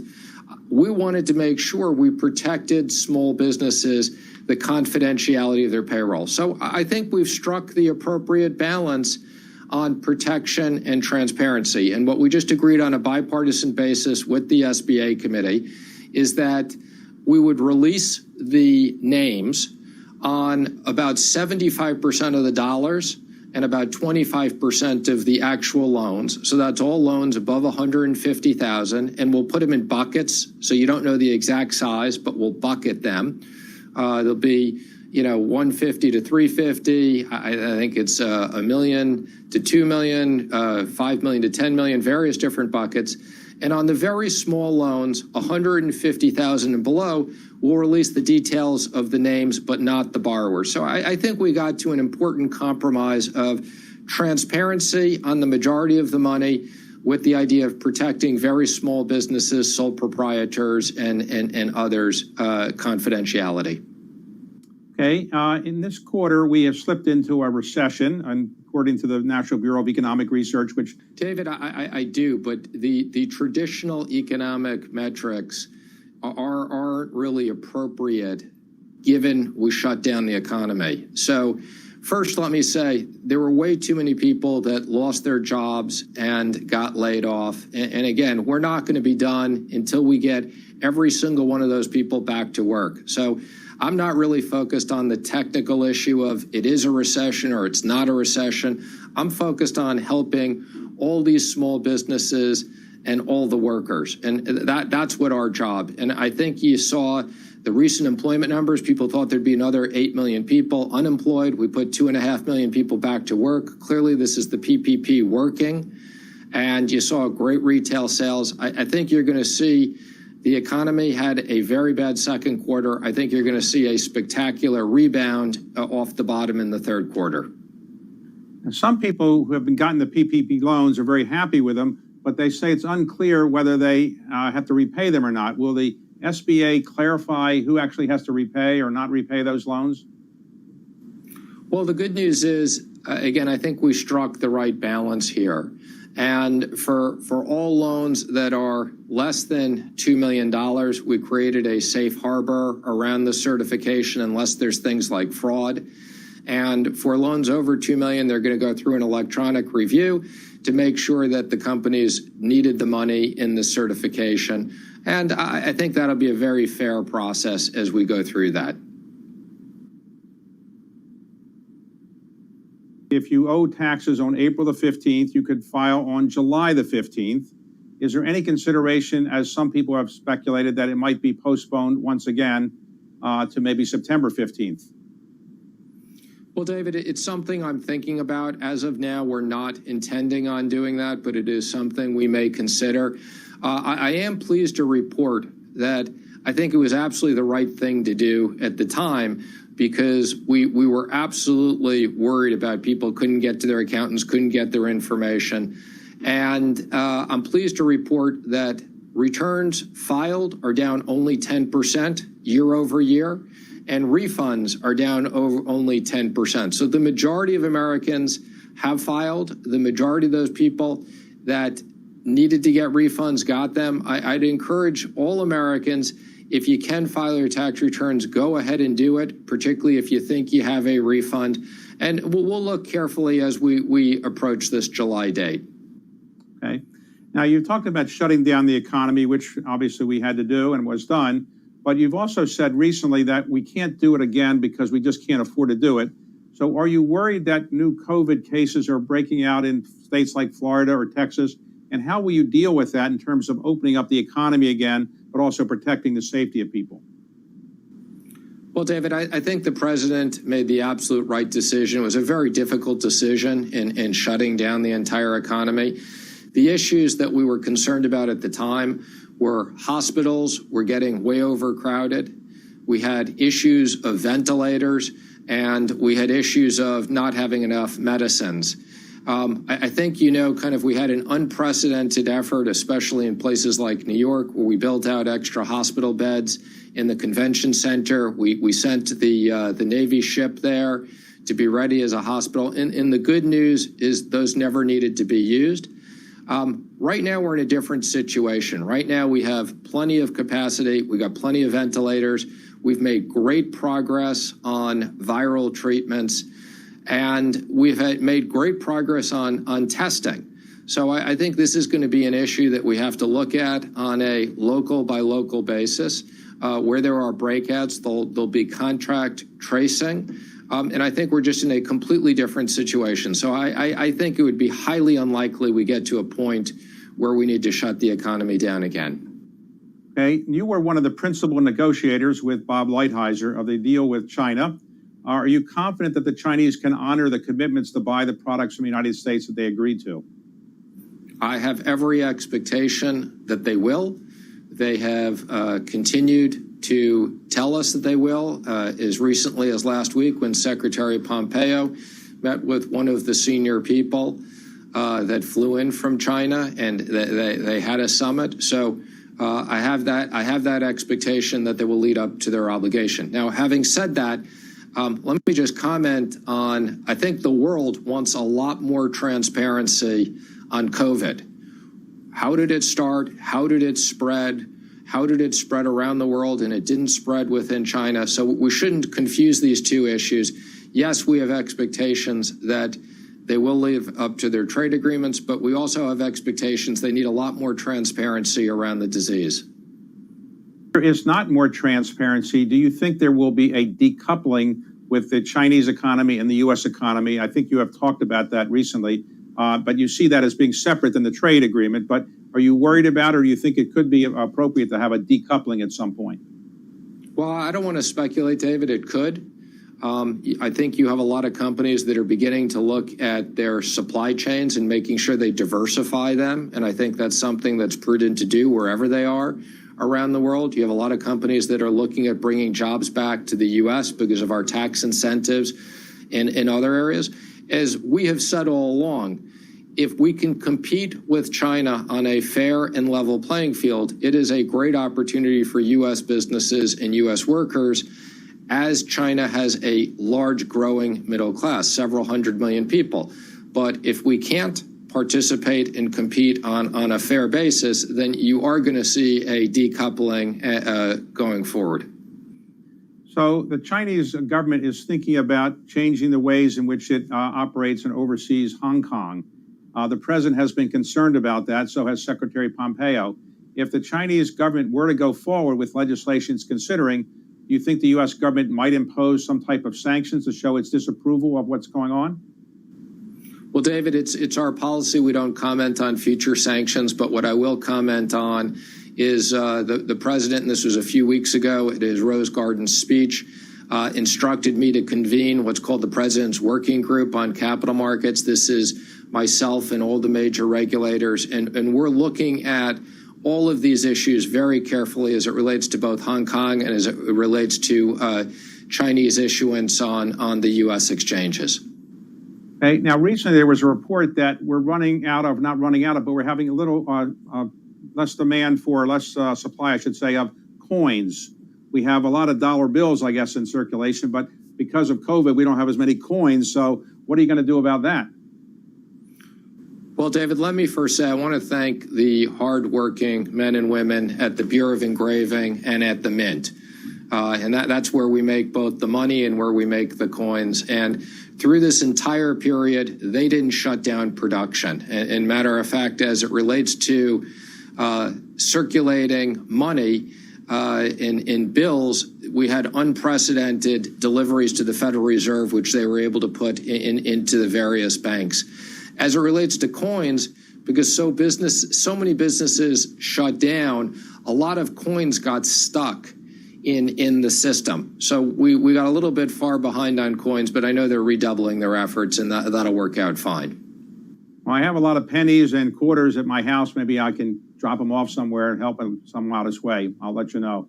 So we'll take as many as you have, David. I know you got plenty of them. Okay. So being Secretary of the Treasury in a normal time is not easy. Very busy. One of the most important jobs in Washington or in the country.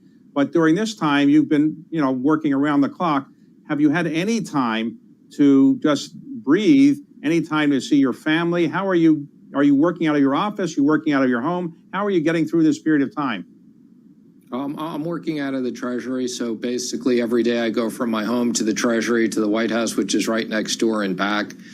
We've had about 150 people working around the clock in the Treasury, and the rest of the people working telecommuting. I think like a lot of businesses, we were actually pleasantly surprised that a lot of areas we could effectively work by telework. There were other areas like the IRS where it was much harder to do certain things. You can't open the mail. We had truckloads of mail backup and physical returns and audits.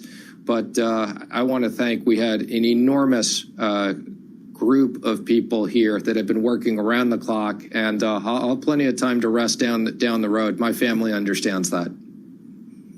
Exercise? There's any time to just relax a little bit or walk or exercise, or you have no time for that now? Trying to do a little bit of exercise. Never enough, but trying to do a little bit.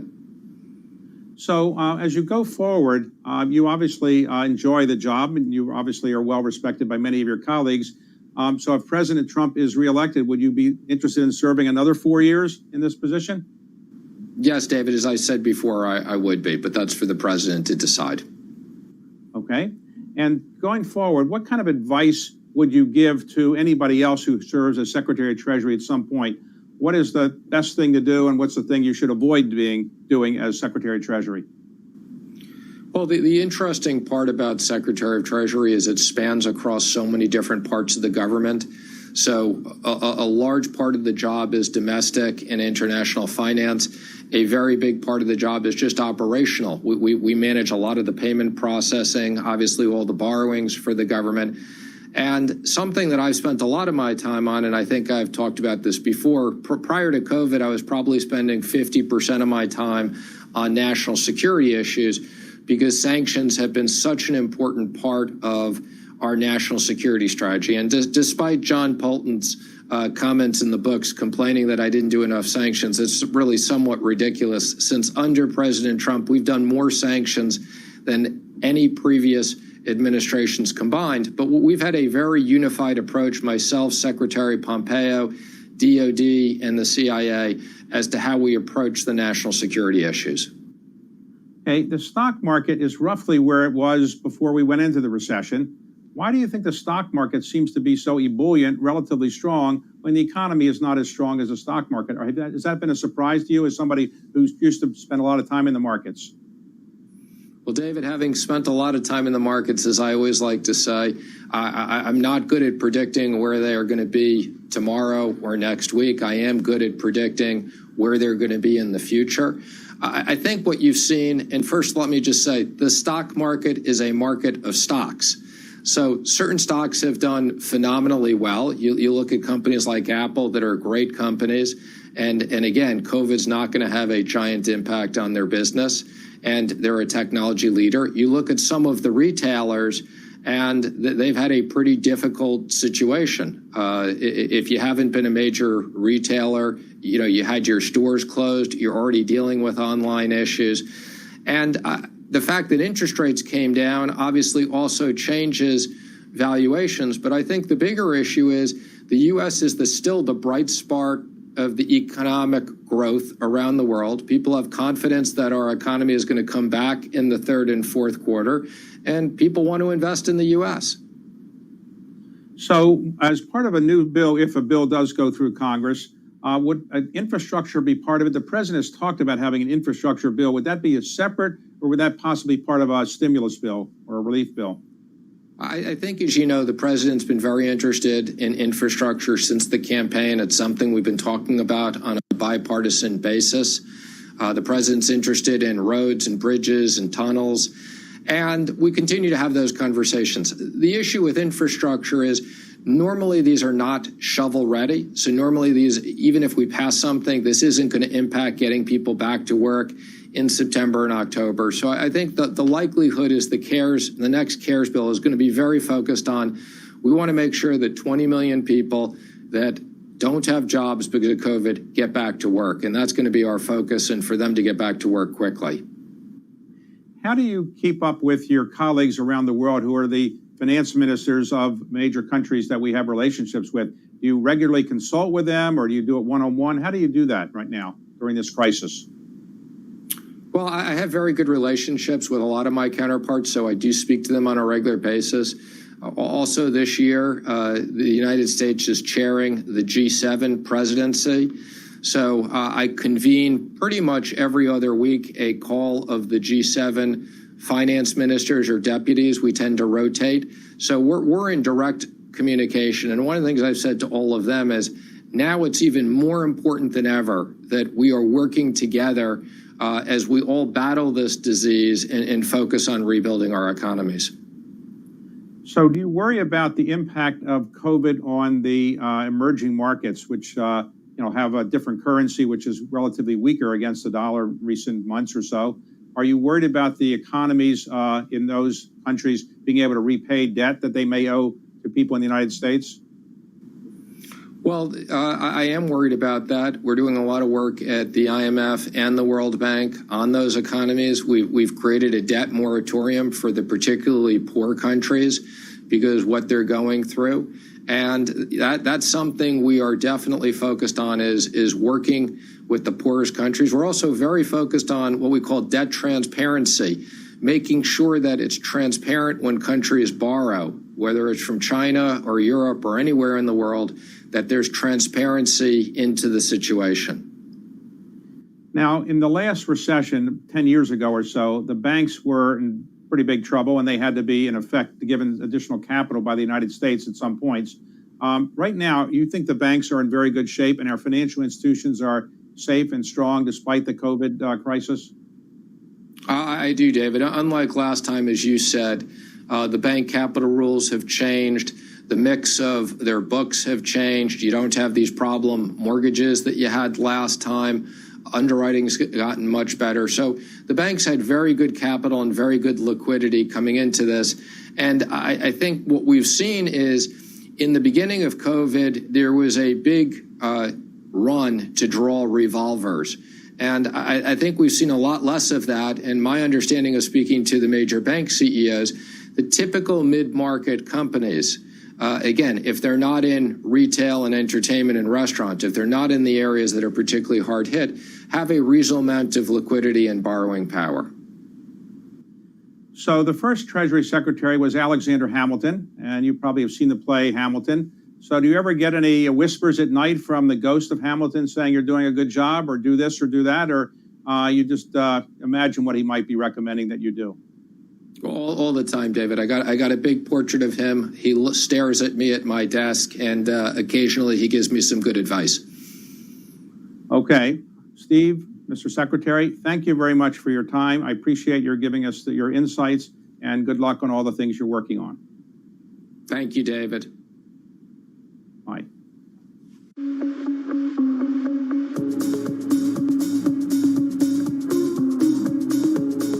At the end of 2017, we decided to take a hard look at the actual numbers, both in terms of our representation and our stories, but also on our TV programming and our radio programming. And the numbers really surprised us. About 10% of our outside guests that were brought onto TV were women. I think we all can agree that the industry would be far better off for being more diverse. What we heard from the bookers was that either they said that they couldn't find the women, there weren't women in the right roles that they were looking for, or if they found the woman didn't feel comfortable going on TV. And we thought the one thing that we could actually impact was this issue of the training. And we created an initiative called New Voices in 2018 to offer 4-hour one-on-one training for each woman that we brought in, to give them some video experience, some feedback, to learn about their messaging. This is what I would say. I think quarterly earnings, we all get extremely focused on. It's a really good training. And what I really learned is just understanding sometimes you may not want to answer that question, and just being able to pivot to something else entirely and getting your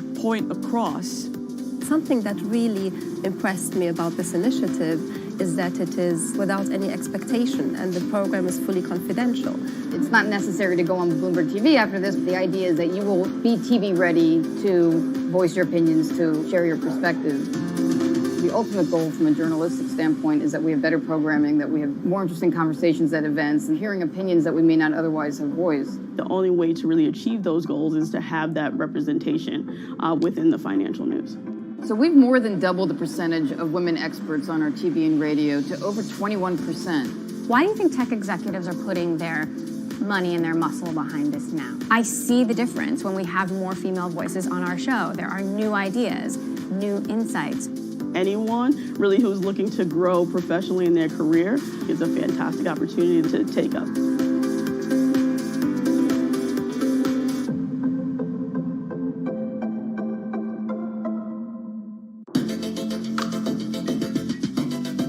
The coronavirus pandemic is enlarging sovereign debt loads and fueling local demand for dollars, aggregating fiscal imbalances and exposing emerging market investors to greater risk. Good afternoon. My name is Damian Sassower. I'm the Chief Emerging Market Fixed Income Strategist for Bloomberg Intelligence. And for the purpose of this presentation, I think it's instructive to see just how far we've come since mid-March, when EM dollar and local currency investors were grappling with losses on the order of 13% and 15% respectively. In slide 1, we break down total returns for the EM US dollar aggregate bond index into its constituent parts. And what you find is that the positive returns from carry, which is coupon income, and duration, which are movements attributed to shifts in the US yield curve, fail to overcome the losses we're witnessing from spread-related factors. And so Latin America obviously is weighing from a spread perspective on most returns year to date, with Brazil standing out, Mexico standing out, and of course Argentina down 19% year to date, standing out in the eyes of investors. Slide 2, we do the same thing for EM local currency bonds. And what we find here is that, again, the returns attributed to carry, which is coupon income, and duration, which is attributed to movements in the local currency bond curves for each of the 20 countries in the index, fail to overcome the negative performance we've seen from FX, from currency losses. And so here, what you find is that it's the high beta currency crosses, specifically those in Brazil, Mexico, Russia, South Africa, that have really weighed on returns year to date. And with the index down roughly 4% today relative to down 15% back in mid-March, we can really see just how far we've come on the currency side and whether or not those gains are going to hold for investors.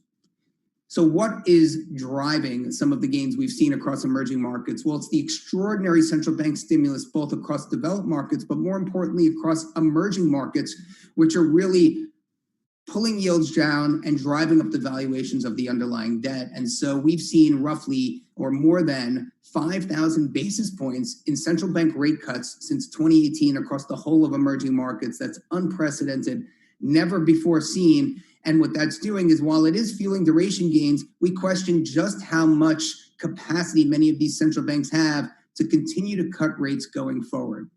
Shifting to slide 4, what we've seen is that with all these rate cuts that we witnessed across both developed and emerging markets, the average yield to worst for the Bloomberg Barclays global aggregate has fallen from 2% at the end of 2018 to 1% today, or just under it, call it 99 basis points.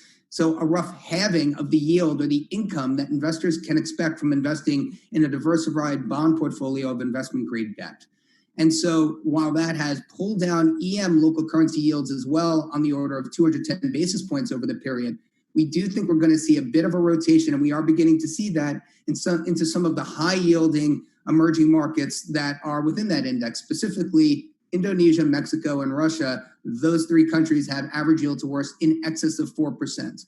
And so while we do expect to see that shift continue, there are still risks prevalent across the EM marketplace, and the concerns that are growing amongst the eyes of investors as we approach the zero lower bound in the US are not going away anytime soon. Thank you for your time.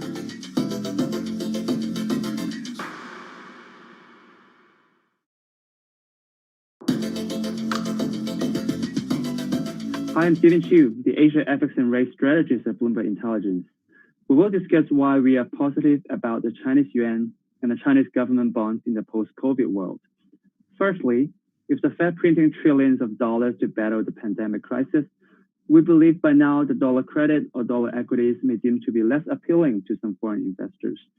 And the search for yield behavior may render capital to eventually flow back to the EM markets, especially EM Asia. Asia may be ahead of the rest of the world in virus containment and macro recovery, and their respective equities and bonds should have alert to the foreign investors, we believe. In fact, the Asia capital outflow momentum on a 90-day rolling basis has been slowing as inflows start coming back in recent weeks. Within Asia, one obvious destination will be the Chinese yuan assets, especially China bonds. China has less urgency to normalize monetary easing even in the post-COVID world, as the PBOC did refrain from bold rate cuts or triple-hour cuts earlier this year. At the moment, the 10-year China government bond yield is over 200 basis points above the US Treasury yield, and even 50 basis points above with a FX hedge basis. While other EM Asia bonds may offer higher yields, their currencies are more volatile and come with pricier FX hedging costs. Now, in fact, FX hedging may not be necessary as the yuan itself has long-term appreciation potential. With the US dollar facing a structural downtrend in the second half of the year due to the Fed's heavy printing, the yuan itself has headroom because its role as a reserve currency could thrive from here. Foreign investors especially the central banks and sovereign wealth funds, may further diversify their research into the yuan and China bonds, we believe. Finally, China's bond curve might have bear flattened too much since May, according to our positioning analysis. Here we look at the heat map of Z scores of various spread buckets of the China bond curve, and we found that the spread with the 3-year as the front rate has bear flattened too much. In fact, the 3-year, 10-year spread has flattened all the way from above 110 basis points, which by the way was the steepest since 2010, to below 50 basis points right now.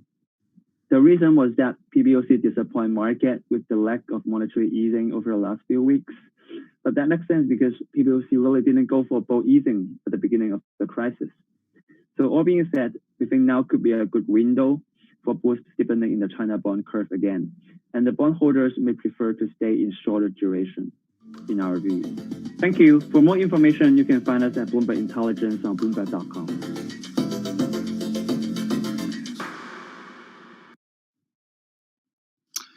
Hello, everybody. I'm Eric Schatzker, an editor-at-large here at Bloomberg. Welcome to our next panel at Invest Global. Good to see you, everybody. To set the stage, this is a conversation about the challenges of investing institutional assets in what we might term the post-pandemic era. What I'm talking about, of course, is the so-called real money. This is the cash entrusted to foundations, to endowments, to public pension plans, and sovereign wealth funds. This is patient capital with I should say, weighty responsibilities. It is not Davy day trader global money.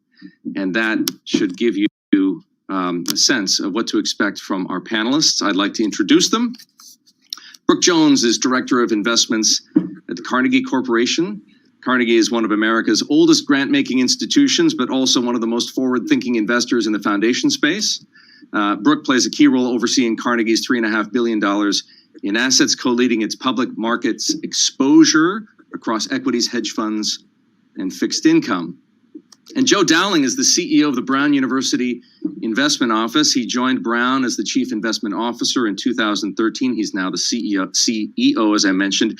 He's since built one of the best performing endowment teams in America, and it's important to emphasize the team approach. You won't find Joe taking a great deal of credit for Brown's extraordinary performance, and the performance has been something to note. Brown's 2019 return was 13.4%, and with the fiscal year end approaching on June 30th, Joe might, if he's feeling generous, drop a few hints about how Brown has performed through the pandemic.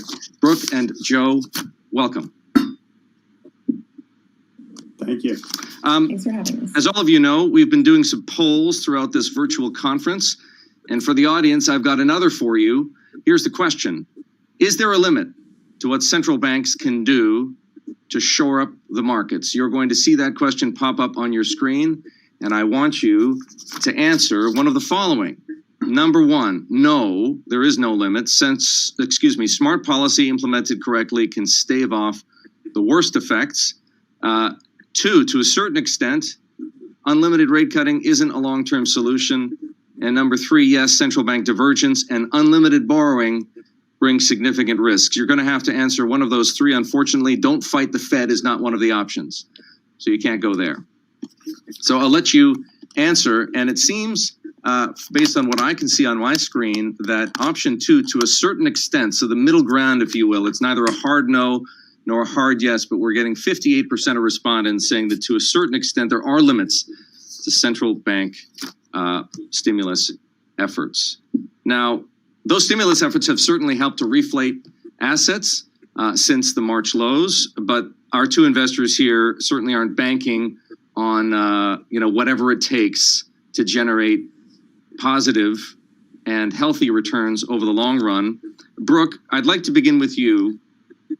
Help us understand what an institution like yours, Carnegie, is dealing with, some of the challenges that institutions face at this moment in time, looking backward, but more importantly, looking forward.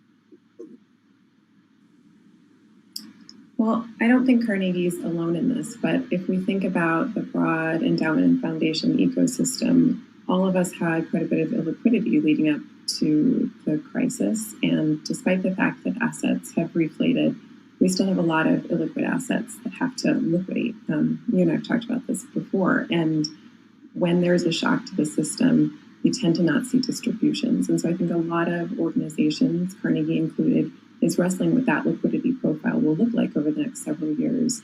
And if you're a college or a hospital system or anyone who's taken a foundation who's taken a direct hit to your actual operating model, not just the endowment, that liquidity question is very present. So walk us through that a bit more for those who don't understand the importance of liquidity in the balance between asset and liability management at an institution, whether it be a foundation, whether it be an endowment, whether it be a pension plan, for example. Why is liquidity so important? And particularly at a time like this? Liquidity matters because at the end of the day, we are fiduciaries trying to meet our obligations, and our obligations at the foundation are to our grantees. And in this particular moment in history, too, we feel that obligation even more so because we are supporting social aims.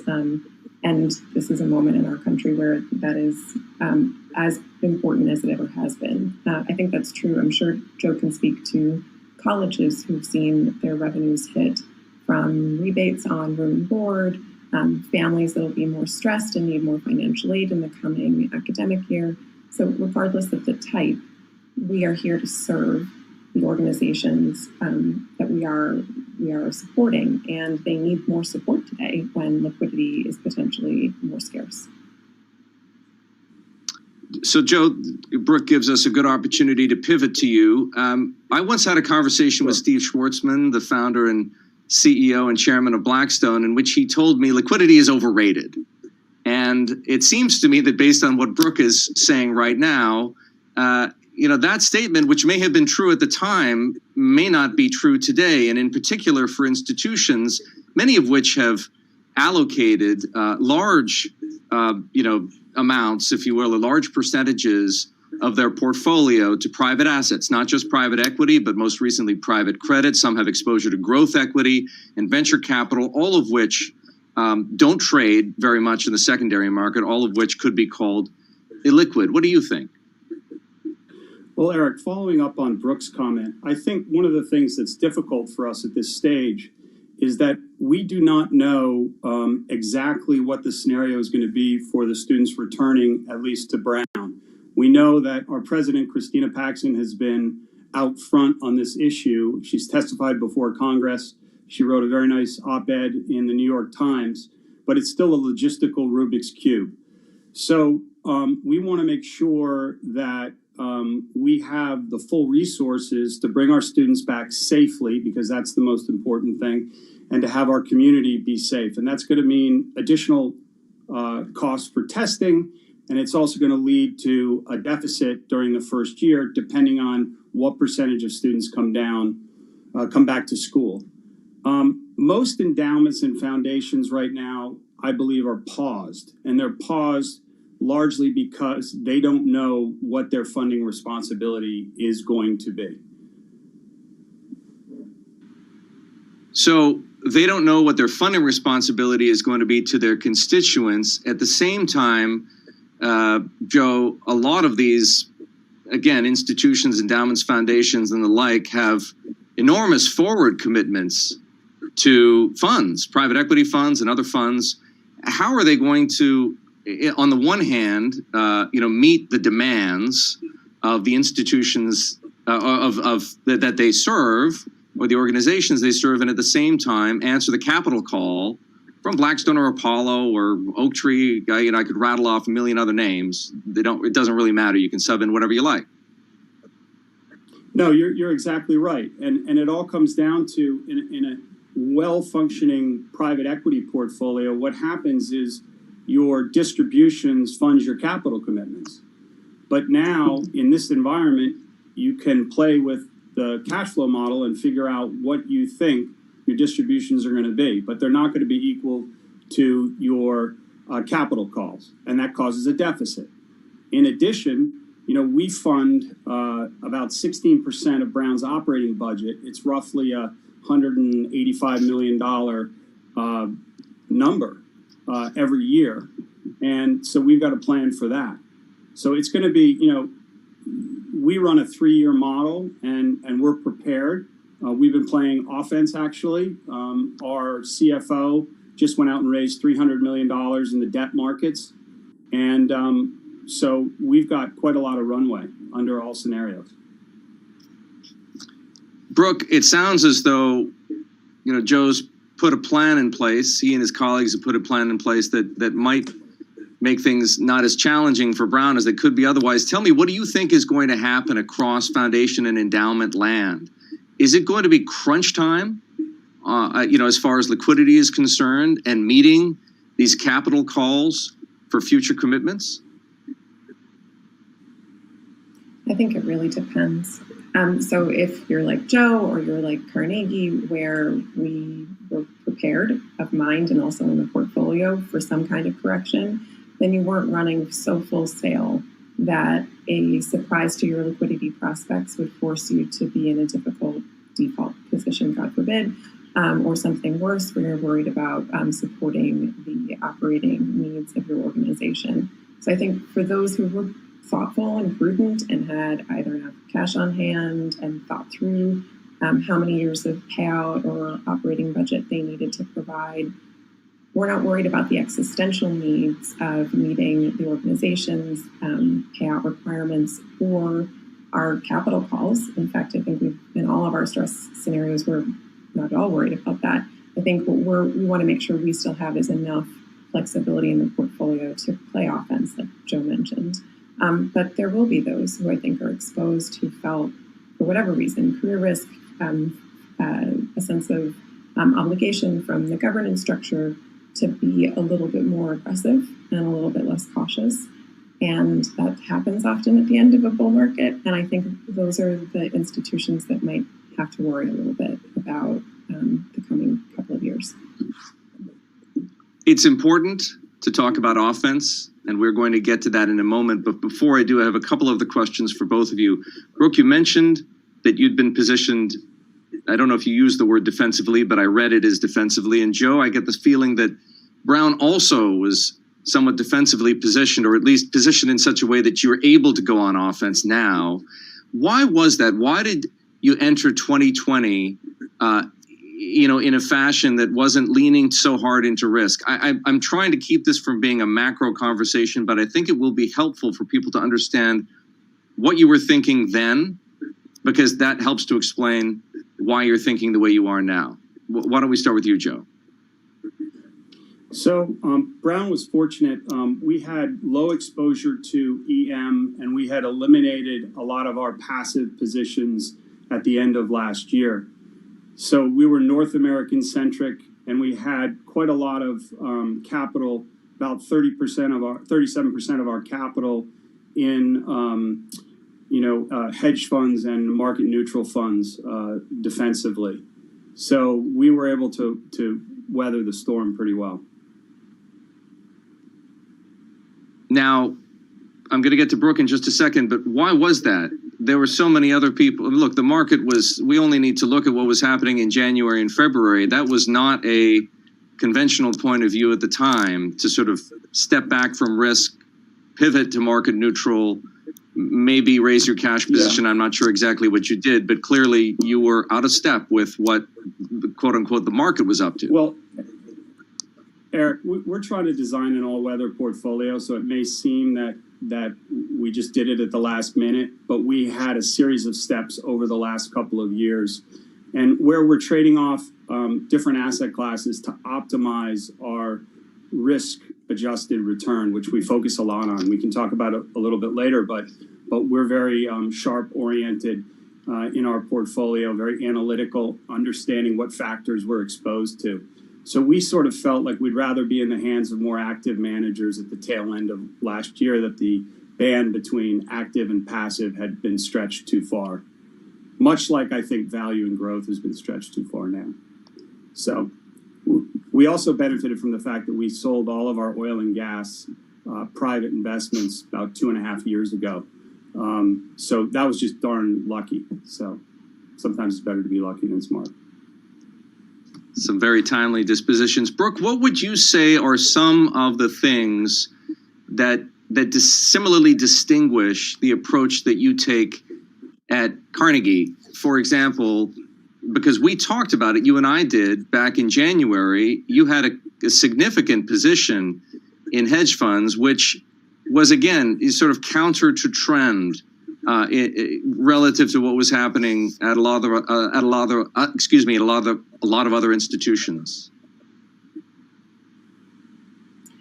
So much like Joe, we were a little bit, I guess, worried about the environment, but much like Joe, we were not doing this in a rapid trading fashion. We started rebuilding our absolute return portfolio in a relatively methodical way. And we did it in part because we think markets have cycles and you can't predict when they turn, but you do want to have some measure of diversification. And when valuations start to look and feel stretched, which is something we attend to very, very closely, then there's a way to express that point of view. And part of it was just a bottom-up decision. We would look at a private equity fund that we loved, but we'd look at the underlying deals in pipeline and the valuations and the leverage levels and say, that looks a little stretched versus your history. Maybe this is a smaller bite size this time around. Or in the public markets, a similar decision. This looks a little full, let's shave the top. This looks like a little cheap, maybe we should start averaging down. So there's nothing heroic. It's very methodical and thoughtful and guided by where we think things look like in the evaluation cycle. And that helped put us in a position at the end of the year, beginning of this, where we had 22% in hedge funds. We'd been adding, others were fleeing. We had about 11% in cash, which was much higher than peer. And that's, like I said, put us in a good position to make sure, firstly, that Carnegie is well served, and secondly, that we can start to think about offense. I should ask, how did that hedged exposure perform, through the depths of the crisis and into the reflation? Good question. The answer is mixed. So on the first end, the long-short portfolio did exactly what we had hoped it would do, which was wonderful. So we had some protective qualities. All of our managers were pretty thoughtful about pressing, or in most cases, covering some of their shorts and taking profits. And then we saw a lot of renewal in that portfolio as well. So it did what we thought it would do. It fulfilled its role, and it allowed us to sort of amplify that ability. It's TBD, because the first answer is it didn't do as well as we would have liked. And I think the question is that because we were in the wrong spot and we made the wrong decisions, or was it a byproduct of the particular type of shock that we experienced? And that's something we're still thinking through. I'm going to continue with you for a second, Brooke. As you've both established, one of the things that institutions need to wrestle with now is the question about how much risk you want to take on, how opportunistic do you want to be, and does the new environment that this situation, this pandemic has created, demand a change in allocation? Tell me about what you're leaning into, what you're leaning away from, some of the debates that you and your colleagues at Carnegie are having right now. So we are an independent and thoughtful group of people who like to debate these things, and it has been a very live and fruitful one. So we have been really light on credit in the portfolio. When I mentioned that event-driven opportunistic part of the portfolio, it's a much smaller part of our absolute return book. And the debate for us in the midst of the drawdown was, with the rebalancing dollars we do have, where does this go? It doesn't have to be black and white. It doesn't have to be all in one thing or another. But do we add it to U.S. equities? Are we adding it to our long short in a long short format or long only? And are we saving some for credit? And that took a lot of work and focus on actually our relationships and the exposures that we were getting through them. But in our immediate decision, we did a little bit of rebalancing into equities, but we've saved money in our liquidity budget for being a little bit more opportunistic in credit. I don't think we've seen the end of that. And it goes back to your earlier point of the poll question. Can the Fed save us all from everything? And I think we so far think no. there will be continued pain and in the real economy, and that will create opportunities both for long and short sellers, but also for credit managers. Now, when you say you're saving a little bit of money for credit, we're talking about an allocation of what size? That's a good question. That's active debate, so I'm going to defer to another day, and I'll let you know what the outcome is when we finish. Well, that might be a good thing, because I know a little about how Joe thinks about credit and how he's evaluating it against other opportunities. Joe, do you want to disabuse Brooke from her thoughts on opportunistic credit? No, I mean, look, we have some very good credit in our book. We're big fans of Owl Rock, which is a direct lending BDC, which we were one of the founding shareholders of. But, when I look at the distressed opportunity set, what I see is restructuring old economy businesses, many who are being disintermediated, the dinosaurs of the world. So someone will make money off of restructuring Macy's at 2x enterprise value, to EBITDA, but it won't be the bear. The Brown focus is on taking advantage of the companies that are doing the disintermediation, the growth stocks, some fintech opportunities in Europe we're particularly excited about. We also are taking advantage of what I'm seeing is a lot of forced selling in the market. There hasn't been a week that we haven't been offered somebody's to take over someone's forward commitments. So let's say someone's made a $100 million commitment.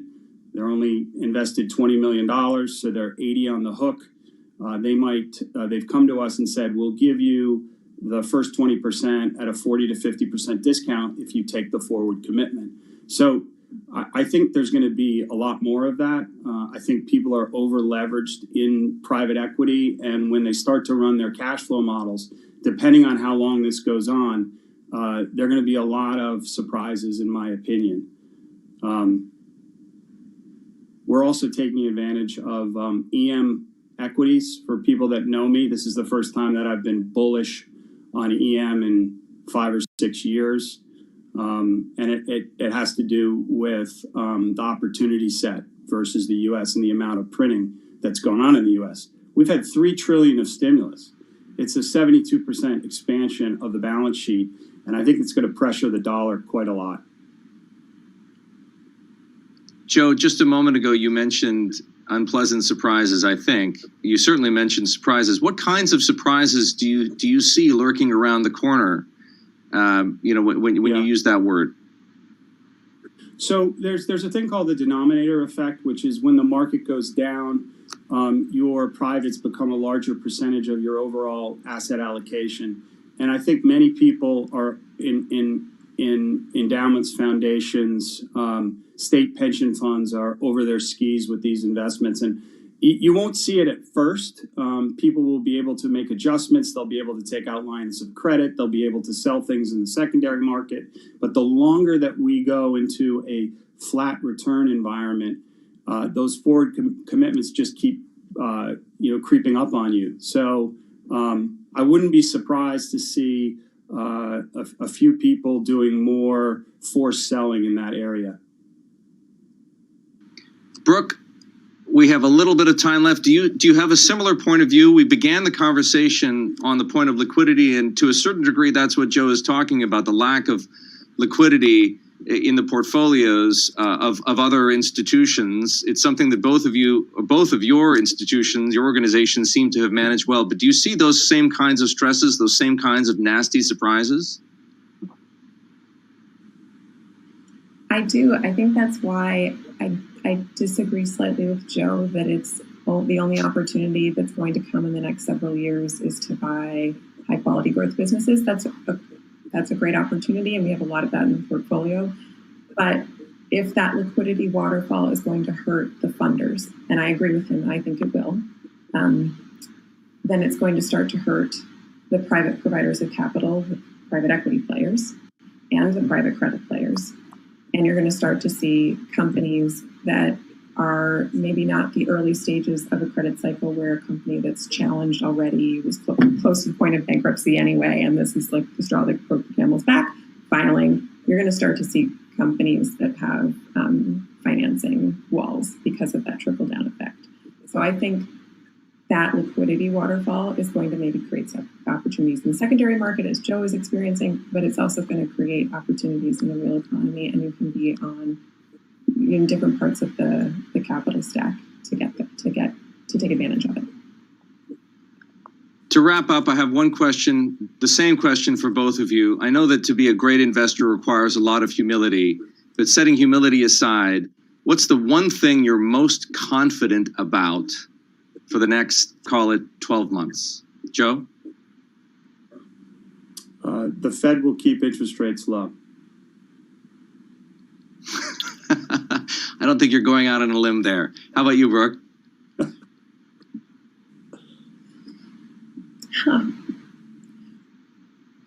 This might be a little bit too meta, but I would say that most people will sit on their hands. Most investors are going to be afraid to act, and we'll see a lot of sclerosis and inactivity. So for those of us who are brave enough to not behave that way, it might be really a pretty great time to play offense. Well, that is a great provocative thought to end our conversation on. Brooke Jones of Carnegie, Joe Dowling of Brown University's Investment Office. I want to thank you both very much for joining us here on Invesco Global. A great conversation about the challenges and opportunities facing the real money institutional investors. And folks out there, I want to thank you all for joining us here for the second day of Invest Global. Big thanks, not just to Brooke and to Joe, but all of our speakers today.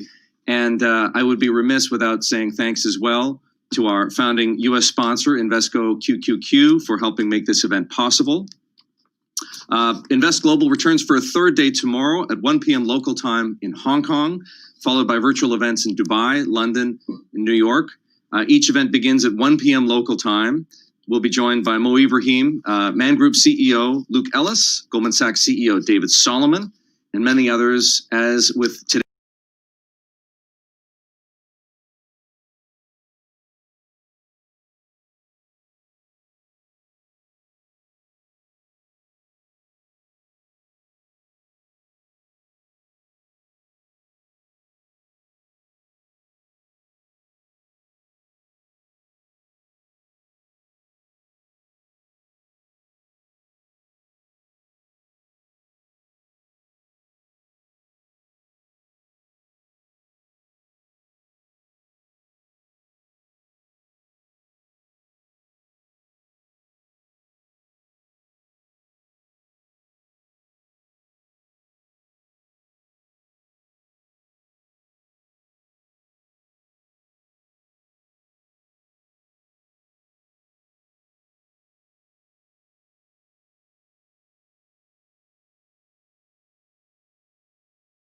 Relative to those in the NASDAQ 100. This is a comparison of volatility indexes that was in a report out of UBS that it looked particularly interesting just because of a historical milestone that was set in the past week.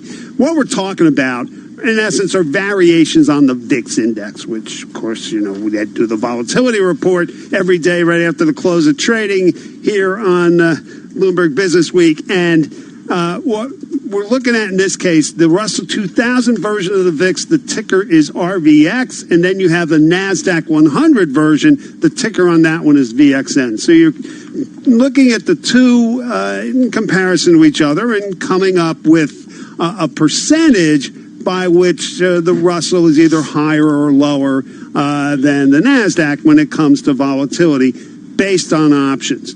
And so what you saw within the past week is that the Russell 2000 version of the VIX got to a 51% premium, and that was the biggest ever goes back to 2004 when the actually 2005, I should say. That was the previous record. 2004 is when the Russell version of the VIX got started. So biggest ever is what we're talking about. Well, I'm more concerned, arguably, that smaller companies are going to be bouncing around, and the larger ones in the NASDAQ 100 are going to be more stable. I mean, it's sort of consistent with what we've seen lately. The idea that these tech companies and their peers, call them the FANGs, call them what you will, have really become sort of a market stabilizer rather than a source of volatility. And this particular comparison of the indexes kind of bears out that point. If you want to know more, folks, send me an email. I'll get you the chart, the explanation that goes with it, and everything I do going forward. The email address is dwilson@bloomberg.net. That's dwilson@bloomberg.net. So it's just bottom line, the payoff is small caps, expect them to continue to have kind of big moves, right? A lot of volatility. That's what the volatility indexes are telling you, and that's what the options traders are arguably betting on because, of course, the contracts, they're used to calculate the value of these indexes. So it's all about what's coming out of the options market. So what do you make of this tech-driven trade today, Dave?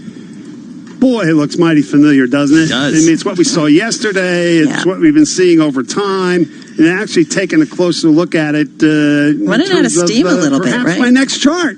Oh. How's that for a deep tease? Whoa, deep tease all the way till tomorrow? Yeah. Goodness gracious. We'll have to figure out what to show day in and day out. But it is amazing, though. I mean, you look at year to date, NASDAQ up 13%, S&P down basically 3%. The Dow down 8%. I mean, that is the swing between the NASDAQ and the Dow is 21 points. Absolutely. And the Dow has Apple and Microsoft. Yeah. What does that tell you? Right. Yeah. Well, really. You can't discount what's happening with the tech companies too much. That's what it comes down to. All right. We'll look forward to your chart tomorrow, but we get to talk to you again today after the close of trading for your stock of the day. Yep. All right. See you then.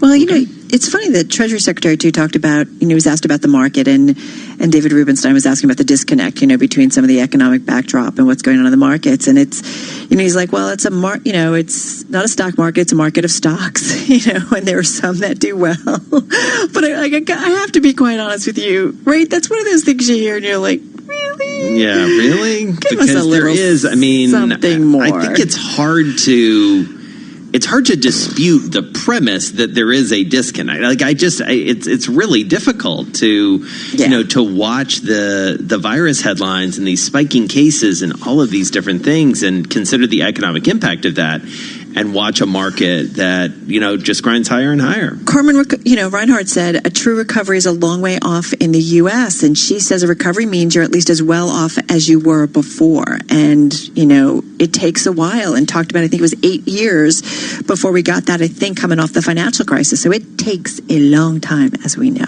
It does indeed. All right. Much more ahead. First, let's get to Nancy Lyons down in D.C. She's got your world national headlines. Hey, Nancy. Hey, Jason. Treasury Secretary, as you mentioned, Steven Mnuchin, says another stimulus bill is being seriously considered and may pass in July. He also sees the economy coming back later this year. The economy had a very bad second quarter. I think you're going to see a spectacular rebound off the bottom in the third quarter. Mnuchin spoke with Carlyle co-founder David Rubenstein at Bloomberg's Invest Global Conference. Senate Democrats say the GOP policing bill is not salvageable and woefully inadequate. Minority Leader Chuck Schumer says they need bipartisan talks to draft new legislation. There is no escaping the fact that Senate Republicans have drafted a policing bill that is deeply, fundamentally, and irrevocably flawed. The Republican proposal would limit but not ban chokeholds, would penalize police departments that do not require body cams, but it would still shield officers from lawsuits, and fails to put new restrictions on the use of lethal force. Democrats have drafted a package that's expected to pass in the House on Thursday. President Trump is in Arizona to visit the U.S.-Mexican border and celebrate completion of 200 miles of border wall. This is the most powerful and comprehensive border wall structure anywhere in the world. It's got technology that nobody would even believe between sensors and cameras and everything else. Barack Obama and Joe Biden are reuniting for a campaign event today. The virtual event has already raised more than $4 million. It's the first time the former president has raised money for Biden and just his second public appearance on his former vice president's behalf.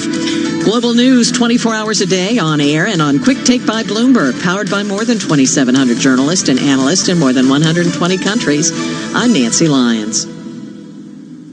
Asset managers who seize change to launch new strategies, add distribution channels, or exploit new technology to re-engineer the investor experience are often rewarded. However, in an industry paralyzed with complexity, few act with agility or decisively. Few run their businesses strategically, yet the most competitive managers in the market know with the right partner and a flexible operating system, you can. Go boldly toward change with SEI Investment Manager Services. I'm Steve Meyer, president of SEI's Investment Manager Services. At SEI, we understand the emerging forces that will define success for asset managers and what firms will need to compete tomorrow. That's why we continually optimize SEI's global operating platform. If your business requires greater agility, our advanced technology, integrated best-in-class systems, and multi-asset expertise can be your catalyst for business transformation. With SEI Investment Manager Services, you lead the charge in a competitive marketplace. Learn more at SEIC.com/seize change. Business is constantly evolving. Is your financial printer evolving to keep ahead of the curve? At Command Financial, we are redefining financial printing by providing industry-leading expertise, leveraging technology, and honing processes and best practices. Every day, Command helps SEC registrants, as well as members of their working groups, including securities attorneys and investment bankers, prepare, file, and disseminate regulatory and disclosure documents, such as registration statements, M&A documents, and mutual fund prospectuses and reports. Command provides a full range of services to help you effectively complete your deal, meet your disclosure requirements, and achieve your shareholder communications objectives.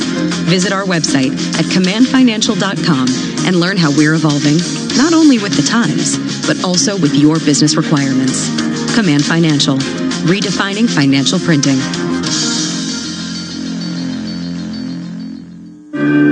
Bloomberg and Eden. My name is Danya. I moved to Manchester in 2010. I came from Afghanistan. The first school day was a bit tough. I had no friends, couldn't speak English, and felt a bit left out. My high school teacher was very supportive. She matched me up with friends that spoke the same language as me. Having friends gave me a lot of confidence. I felt like I'm not being left out. Teaching. Every lesson shapes a life. Get free one-to-one support with our teacher training advisors to get one step closer to the classroom. Subject to eligibility. Search Get Into Teaching. I was offered one. I was offered one. Were you? Yeah, I was offered one too. 1 2 1 2. I was offered one. I was offered one. Don't take our word for it. 9 out of 10 people said they were offered a great value deal with O2. Get yours today, in-store, online, or by phone. I was offered one too. O2 Retail Exit Survey 309 of 348 agreed with the statement. O2 offered me a great value deal. For full verification, see o2.co.uk/terms. The Mini Electric was raring to go until ready, set, stop. We hit the power down switch. We waited. But now, it's time to start up again. We're ready with the Mini Electric and whole Mini range online. Showroom safety measures are set, and we're feeling good to go. Find your perfect Mini at mini.co.uk. It could be a first-timer, or a long-timer, or a once-in-a-whiler. It could be a little or a lot. It could be the ticket under your fridge magnet. It could be someone with your first name and last and middle. It could be you. This Wednesday's Lotto jackpot is over £12 million, and it must be won. Or thousands of you will win a share of the jackpot. Play online or on the app. Lotto from the National Lottery. Your numbers make amazing happen. Estimated jackpot. Rules and procedures apply. Players must be 16 or over. When the world stopped, people in our local communities didn't. At the Co-op, we want to say thank you to all the local heroes. Daksha wanted to help the NHS, so she and her husband Parish cooked 50 meals for a hospital in Harrow. But they didn't stop there. They've set up the Community Response Kitchen, delivering to hospitals, schools and homeless shelters across London. Now they're delivering between 1,000 and 3,000 meals every day, and they've achieved all this with no funding, just the support of local businesses and local people. To Daksha and Parish and all the local heroes that keep our communities going, the Co-op says thank you. There's lots to discover when you join Tesco Mobile, like our big deals on big data SIMs. including our 8 gig SIM for just £10 a month. You'll also find great service with 99% UK network coverage. Visit us in store or search Tesco Mobile. Tesco Mobile. Every little helps. Ends 26th of the 7th, 12-month contract and unlock 4G enabled phone required. Phased policy applies 99% 4G population coverage indoors and outdoors across UK. Charges and terms at tescomobile.com/terms. Are you ready for the realist first-hand take of what's happening in the NBA? On their podcast, All the Smoke, former NBA players Matt Barnes and Steven Jackson bring their fiery intensity to the mic, dishing on the latest news and drama from on and off the court without boundaries. Half man, half amazing. My friend, our brother, Vince Carter, man, welcome to the show. Yo, what's up, man? What's up, my brother? Man, Search All the Smoke on TuneIn to listen. How do hockey fans know what day it is? Just turn on the Locked on NHL podcast, where a rotating cast of hockey experts guide you through the week with a different theme show for every day. From big news Monday to recap Friday. But we've got a couple of news items that are noteworthy in the NHL in the last week, one of which is below the NHL, and we'll bring that up first. So the AHL announced officially, this has been speculated for weeks and weeks, but the AHL... Search Locked on NHL on TuneIn to listen.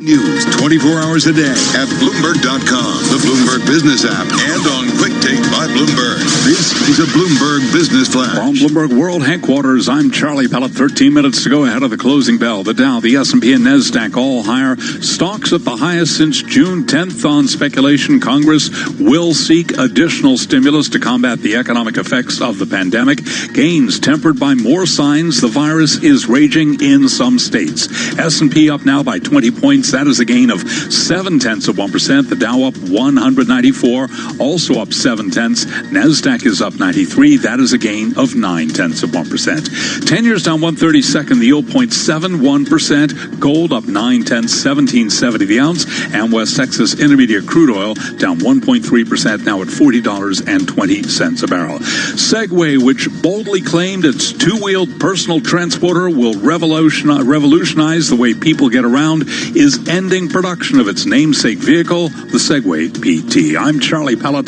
That is a Bloomberg Business Flash. I'm driving in my car.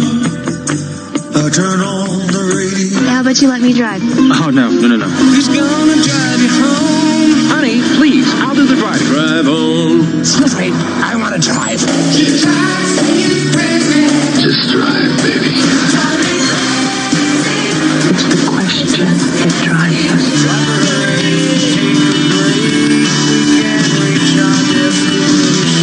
This is the Drive to the Close. That funky music will drive us till the dawn. On Bloomberg Radio.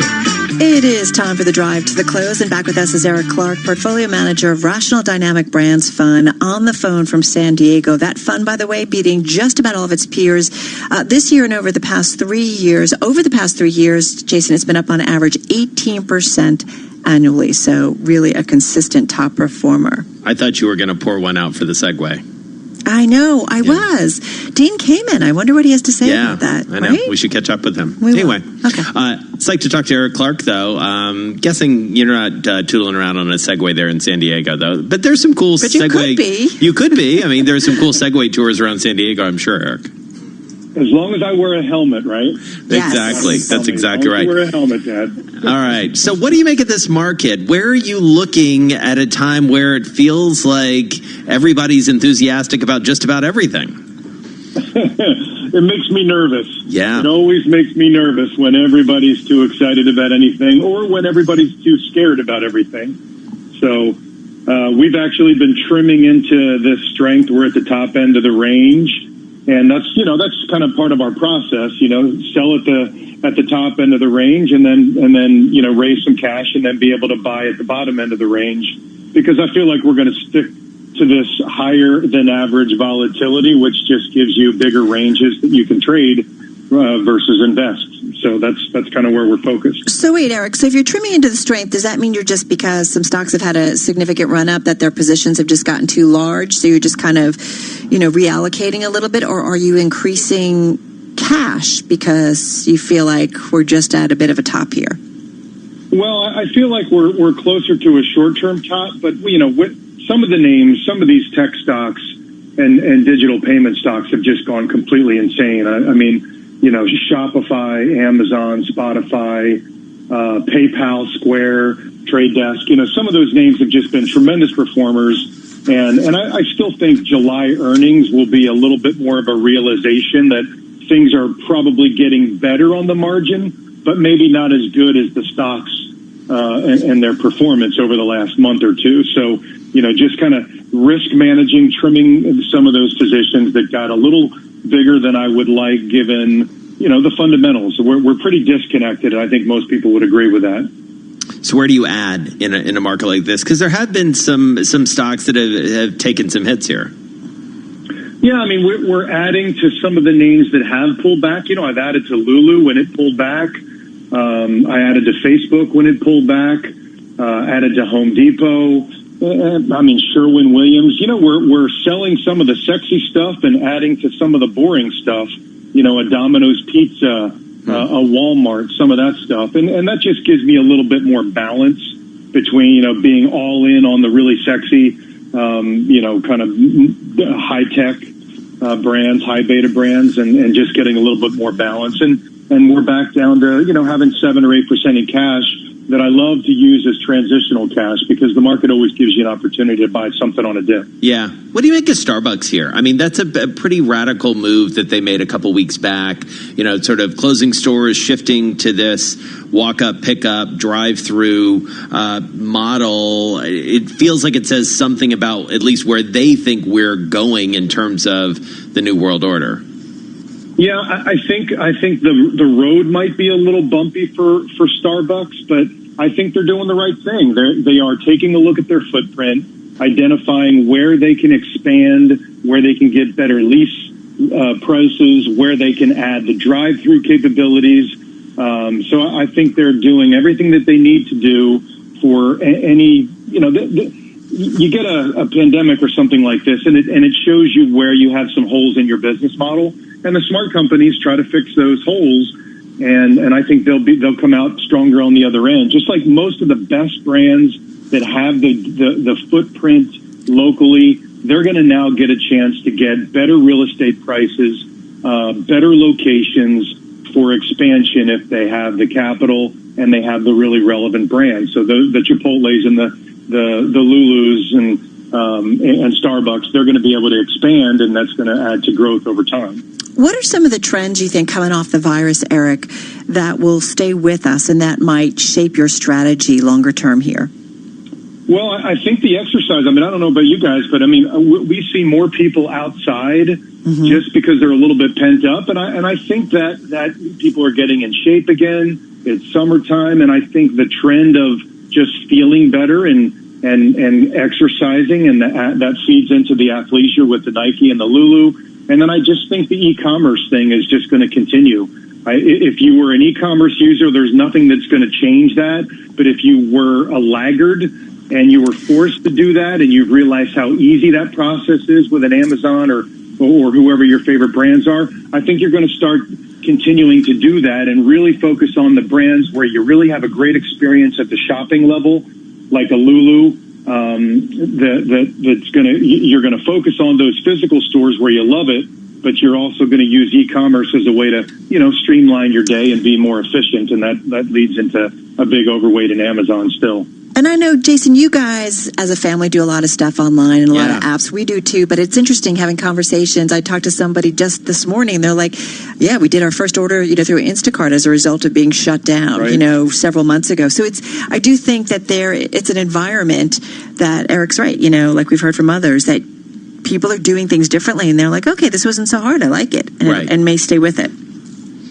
And so I think that's the trend. Yeah. And so what do you worry the most about sort of disrupting this market, Eric? Well, I think the unemployment claims and the support that we're getting, you know, if Congress decides to drag their heels a little bit, there's a lot of people, I mean, millions of people who are going to find themselves with not having some of the support that they have, and they don't have a job. And if it's harder to find a job, I mean, that's certainly an issue. So I hope that they do what they need to do to support this economy and the population of the unemployed, while we're kind of getting back to normal with companies feeling better about hiring again. So that always worries me. July earnings, again, not that they're going to be particularly bad, but maybe they're just not as good as the stock market indicates. And then I always worry about the election. That'll come over, when we get in through the rest of the year. But the July earnings, and I think the support the Congress is kind of giving people, I think, are the bigger issues, because those are near term that we have to focus on. Well, and the Secretary of Treasury, Stephen Mnuchin, already said second quarter, not expecting much, but expects to start to see a recovery come the third quarter and into later this year. Eric Clark, thank you so much. Portfolio Manager at Rational Dynamic Brands Fund, joining us on the phone from San Diego. Jason, we've got the closing bell coming our way in just a moment, right here on Bloomberg Radio.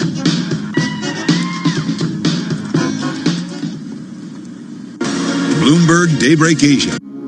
The Mini Electric was raring to go until ready, set, stop. We hit the power down switch.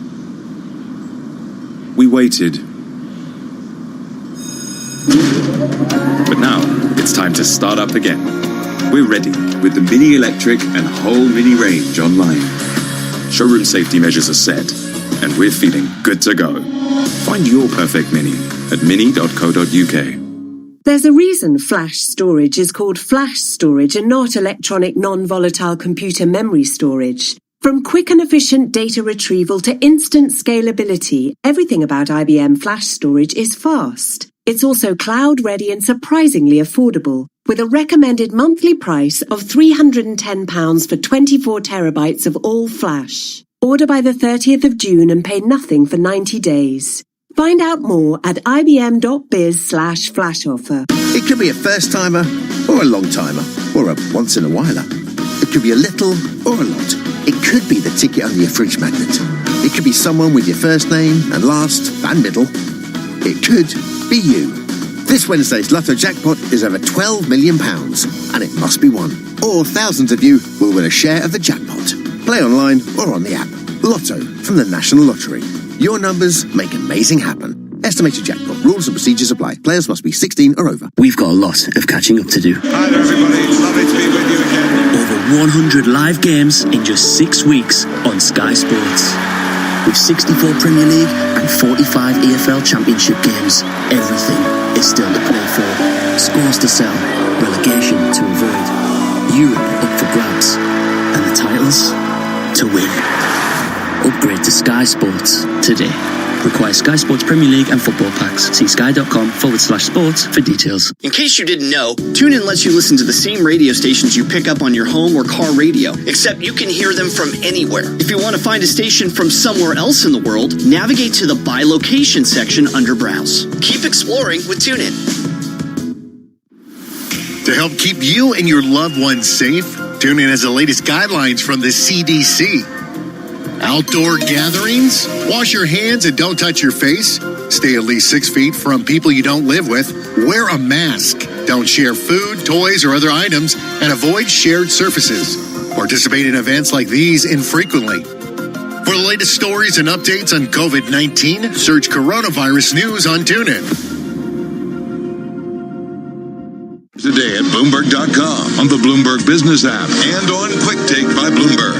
This is Bloomberg Radio. Headlines and breaking news 24 hours a day at Bloomberg.com, the Bloomberg Business app, and on Quick Take by Bloomberg. This is a Bloomberg Business Flash. From Bloomberg World Headquarters, I'm Charlie Pellet. To move higher for the Dow, the S&P, and NASDAQ. Sound of the closing bell at the New York Stock Exchange. Our virtual bell ringers today from Citigroup. Stocks now at the highest since June 10th on speculation. Congress will seek additional stimulus to combat the economic effects of the pandemic, but today's gains, though, were tempered by more signs the virus is raging in more states. S&P 500 did jump as much as 1% before Furthermore, pairing some of its advances, data showed virus cases soaring in hotspots, threatening to derail plans to ramp up economic activity. Here's where we finished on the Tuesday session. S&P up 13, a gain of 0.4%. The Dow up 130 points, higher by 0.5%. NASDAQ a record up 74, up 0.7, bringing its year-to-date gain for the NASDAQ Composite Index to 12.91%. Eric Clark is portfolio manager at Rational Dynamic Brands Fund, and moments ago right here on Bloomberg Business Week, he talks about what he is rotating into and out of. We're adding to some of the names that have pulled back. You know, I've added to Lulu when it pulled back. I added to Facebook when it pulled back. Added to Home Depot. Sherwin-Williams. You know, we're selling some of the sexy stuff and adding to some of the boring stuff. And again, recapping today, the S&P 500 index did climb by 0.4%. As for crude oil today, we did see crude oil moving lower by 1.1%. Among some of the energy names that we follow closely, ExxonMobil up 0.6%. BP was up by 1.3%. EOG Resources up 0.1%. And shares of Pioneer Natural Resources up today by 1.8%. So again, recapping, equities continue their advance, but there are concerns about an exploding number of virus cases. S&P up today by 13, now at 31.31. That was a gain of 0.4%. I'm Charlie Pellet, and that is a Bloomberg Business Flash. Move around. Motion creates the motion. I feel the earth move under my feet. You move like they do. I've never seen anyone move that fast. All right, people, let's move like we've got a purpose.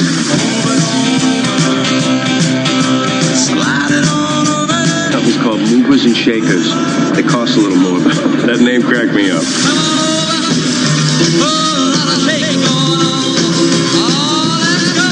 Bloomberg Business Week, Movers and Shakers, with Carol Mazur and Jason Kelly on Bloomberg Radio.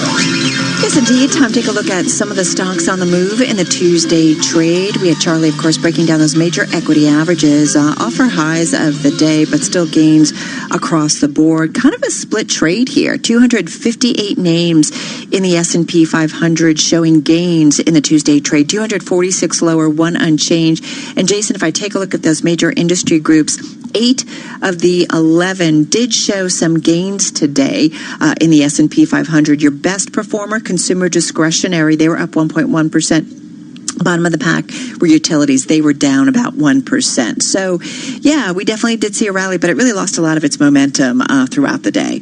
Yeah, it certainly did, and I would be interested to go back and see what that split was, maybe 2 hours ago, 3 hours ago. Right. Because it certainly, as you say, took a turn. And I don't think it's an accident that Anthony Fauci, who has always been a very realistic voice on Capitol Hill, basically giving everybody the business and saying, this is what's happening, folks, and there's no lull. This is going to keep going. And he's concerned, as I think a lot of people are. Every medical expert we talk to is very concerned about that spread.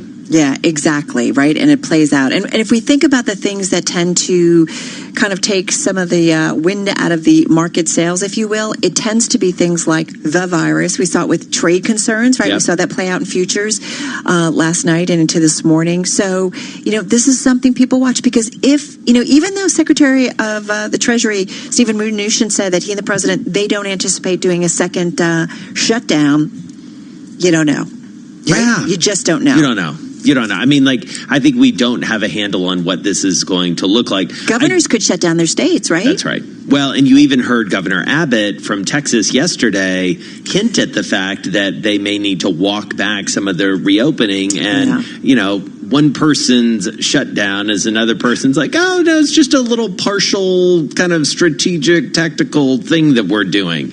But if people aren't going out, then the economy starts to slow. And speaking of going out or going places, your worst performer in the S&P, American Airlines, they are raising about $2 billion, $1.94 billion to be precise, from a series of share and convertible deals. So feels like the market a little worried about the fact that they are having to tap the markets just to, control that burn. Yeah, exactly. In the meantime, your number one gainer in the S&P 500 is Mohawk Industry. And what's interesting is they were cut to sell over at Deutsche Bank amid flooring pressures. Meantime, Cleveland Research says the second quarter may top guidance.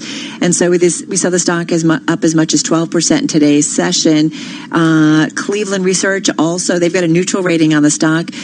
So talking upbeat about the second quarter and saying the stock may also be receiving a boost from stronger than expected new home sales. So their research suggesting flooring demand has improved over the last 30 to 45 days as pent-up demand is released in both the U.S. and Europe. So it's interesting. Different analysts have different stories. Yeah. So by the close, you saw Mohawk, that stock up, near its highs, 12.6% higher at $103.88 a share. Pride of Calhoun, Georgia, Mohawk is. Etsy. That's something we don't talk about that much. I mean, a few years ago, we talked a lot about it, and certainly, have you ever bought anything off Etsy? I have. I feel like that. That checks out. Well, yeah, you and I have talked about it because you said you've done a fair amount, right? I haven't personally. I've been a party to some There's things nothing wrong, Jason. My name is Jason Kelly, and I buy on Etsy. There's nothing wrong with saying that. I'm not apologizing. I'm just not taking credit for things that I didn't do. Oh, okay. I have been upbraided for that in the past.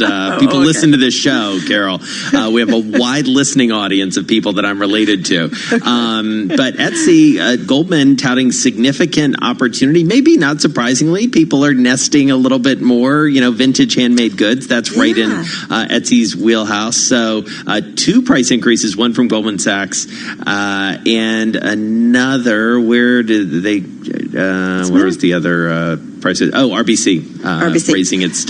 RBC raising it to 117 from 79. Whoa. Yeah, playing catch up maybe, perhaps. Want to mention a headline crossing the Bloomberg terminal. This is coming from Dow Jones, Wall Street Journal. Dell exploring options for a VMware stake, including a spinoff. So companies continue to make some decisions about the assets they hold and what they want to do. I'm not necessarily surprised, although got to go back and check out when they actually made that purchase. All right, let's take a look at volatility. Volatility down about 2%, 1.95 to be exact, closing at 31.15. This is Bloomberg. All right, Dave, you're up. Hi, my name is Dave. Wilson, where are you?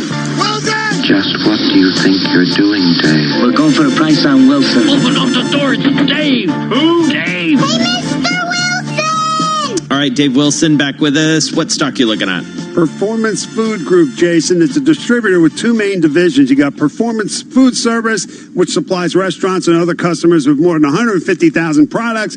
You also have Vistar, which fills vending machines with candy, snacks, and beverages. Performance Food traces its history back to 1885. The company was bought by Blackstone Group and Wellspring Capital in 2008 and taken public in 2015. The ticker is PFGC. Now, Performance Food shares set a record in February. Then they plunged as much as 86% in 5 weeks as the coronavirus took hold.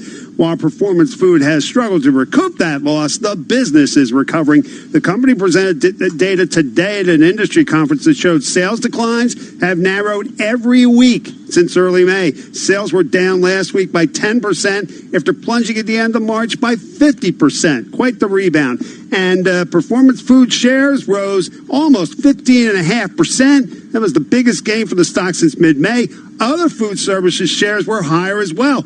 Notably, Cisco, second best performer in the S&P 500 with a gain of 6%. All right, Dave Wilson. I like those vending machines. I've eaten out of a vending machine before. And private equity. Who's to say? It's all good. All right, Dave Wilson, we'll catch up with you tomorrow. Right now, let's get out to San Francisco. Ed Baxter is there with World National Headlines. Hey, Ed.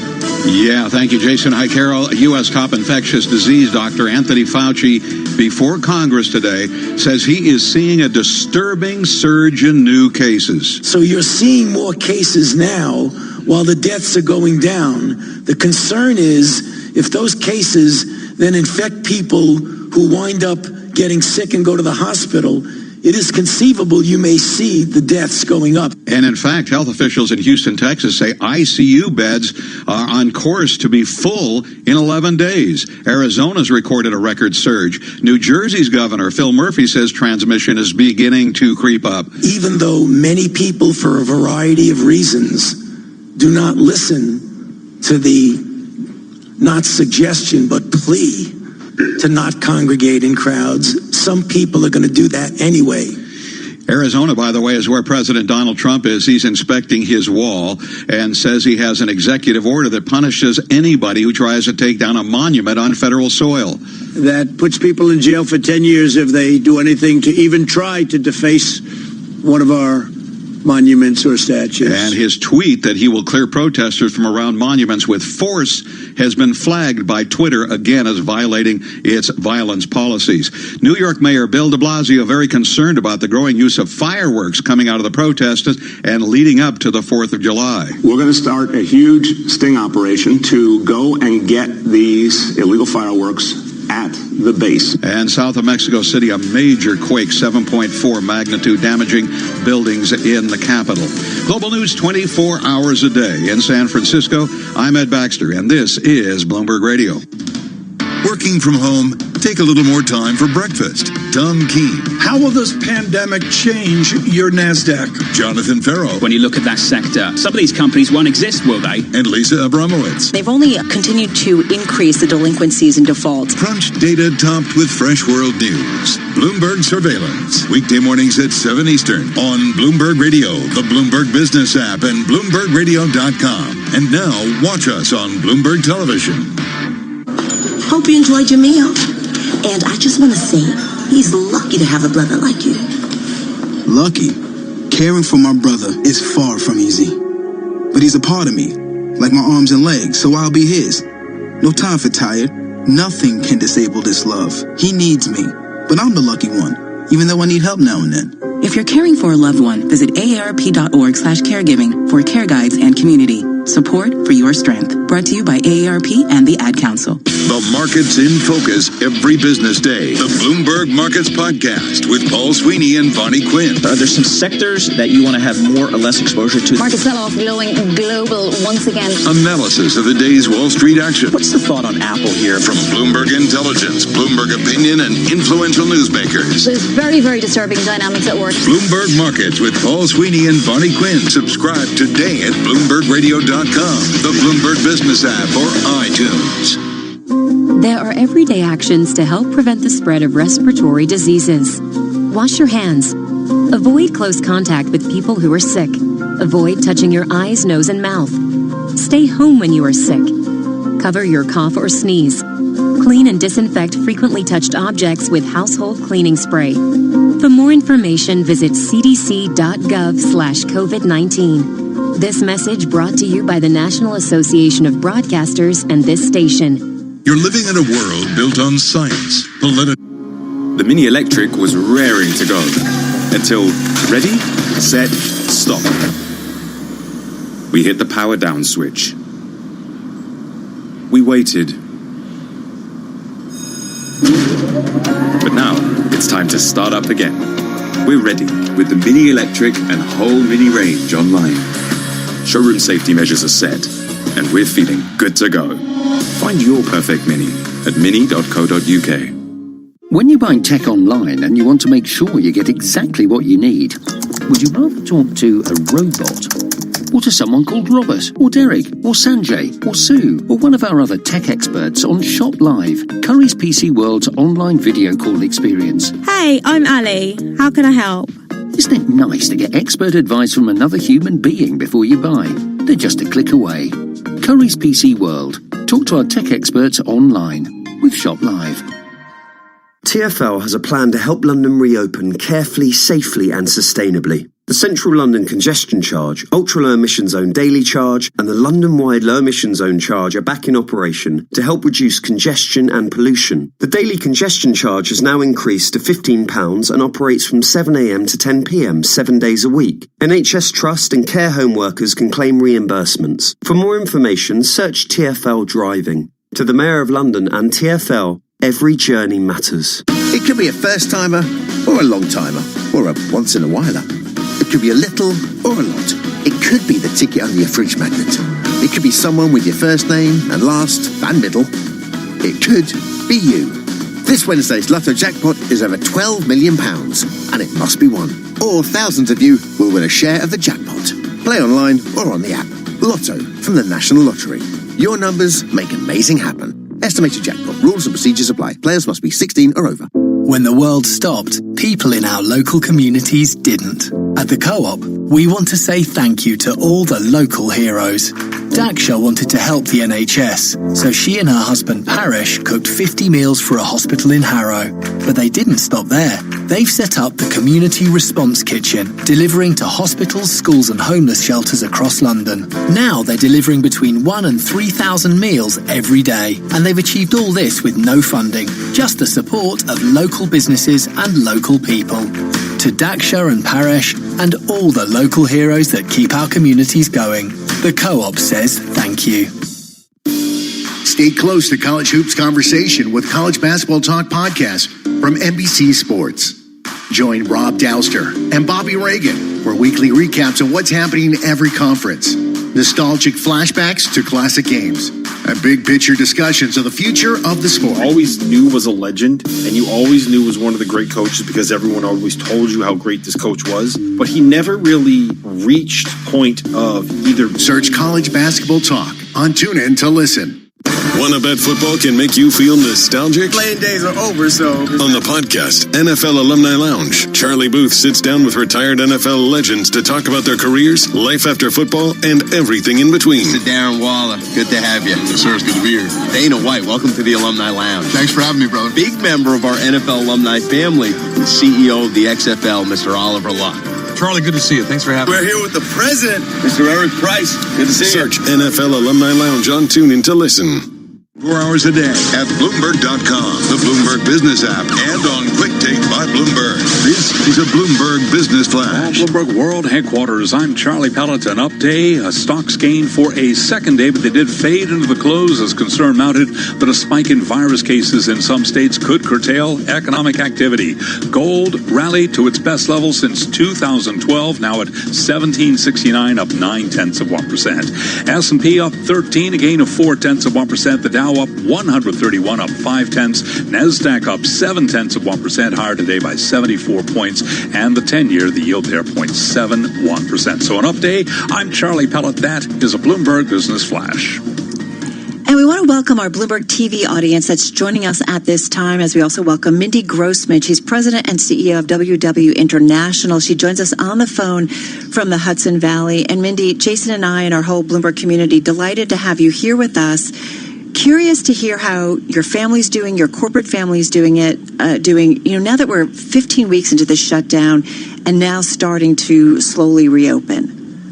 So thrilled to be here. I hope you and Jason are both terrific. We've been up here since March 16th, so It's been certainly, I think, a surreal time for everyone, but we're doing well.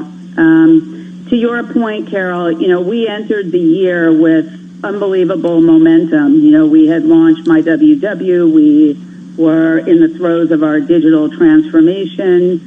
We did a 9-city tour with Oprah, touching, 135,000 people.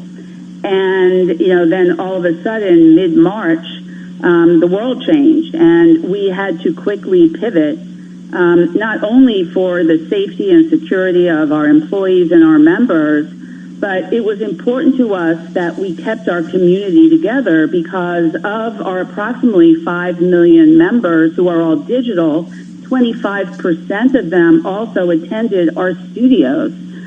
So in March, in 6 days, we had to train 14,000 coaches. We pivoted our whole product and tech team.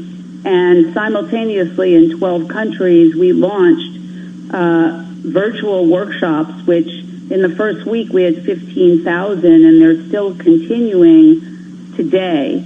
And that pivot for us, even though we saw suppressed, subscriptions starting in, mid-March, that started really picking up again, starting in mid-April, and now our digital subscribers are at an all-time high, as is our retention, and it was our maniacal focus on not losing our community in a world where community and motivation and support are really more important than ever, just even psychologically for people. We also took the learnings from the tour we did physically with Oprah and said, what can we do for people who need this now more than ever? And we launched a 4-week, every Saturday, virtual tour with Oprah and made the decision to make it free globally for everyone, because it's really what people needed right now, and that's what our brand has stood for since the very beginning. And we had, just in the first one, over 500,000 people live, and we've now had millions of people watch the content.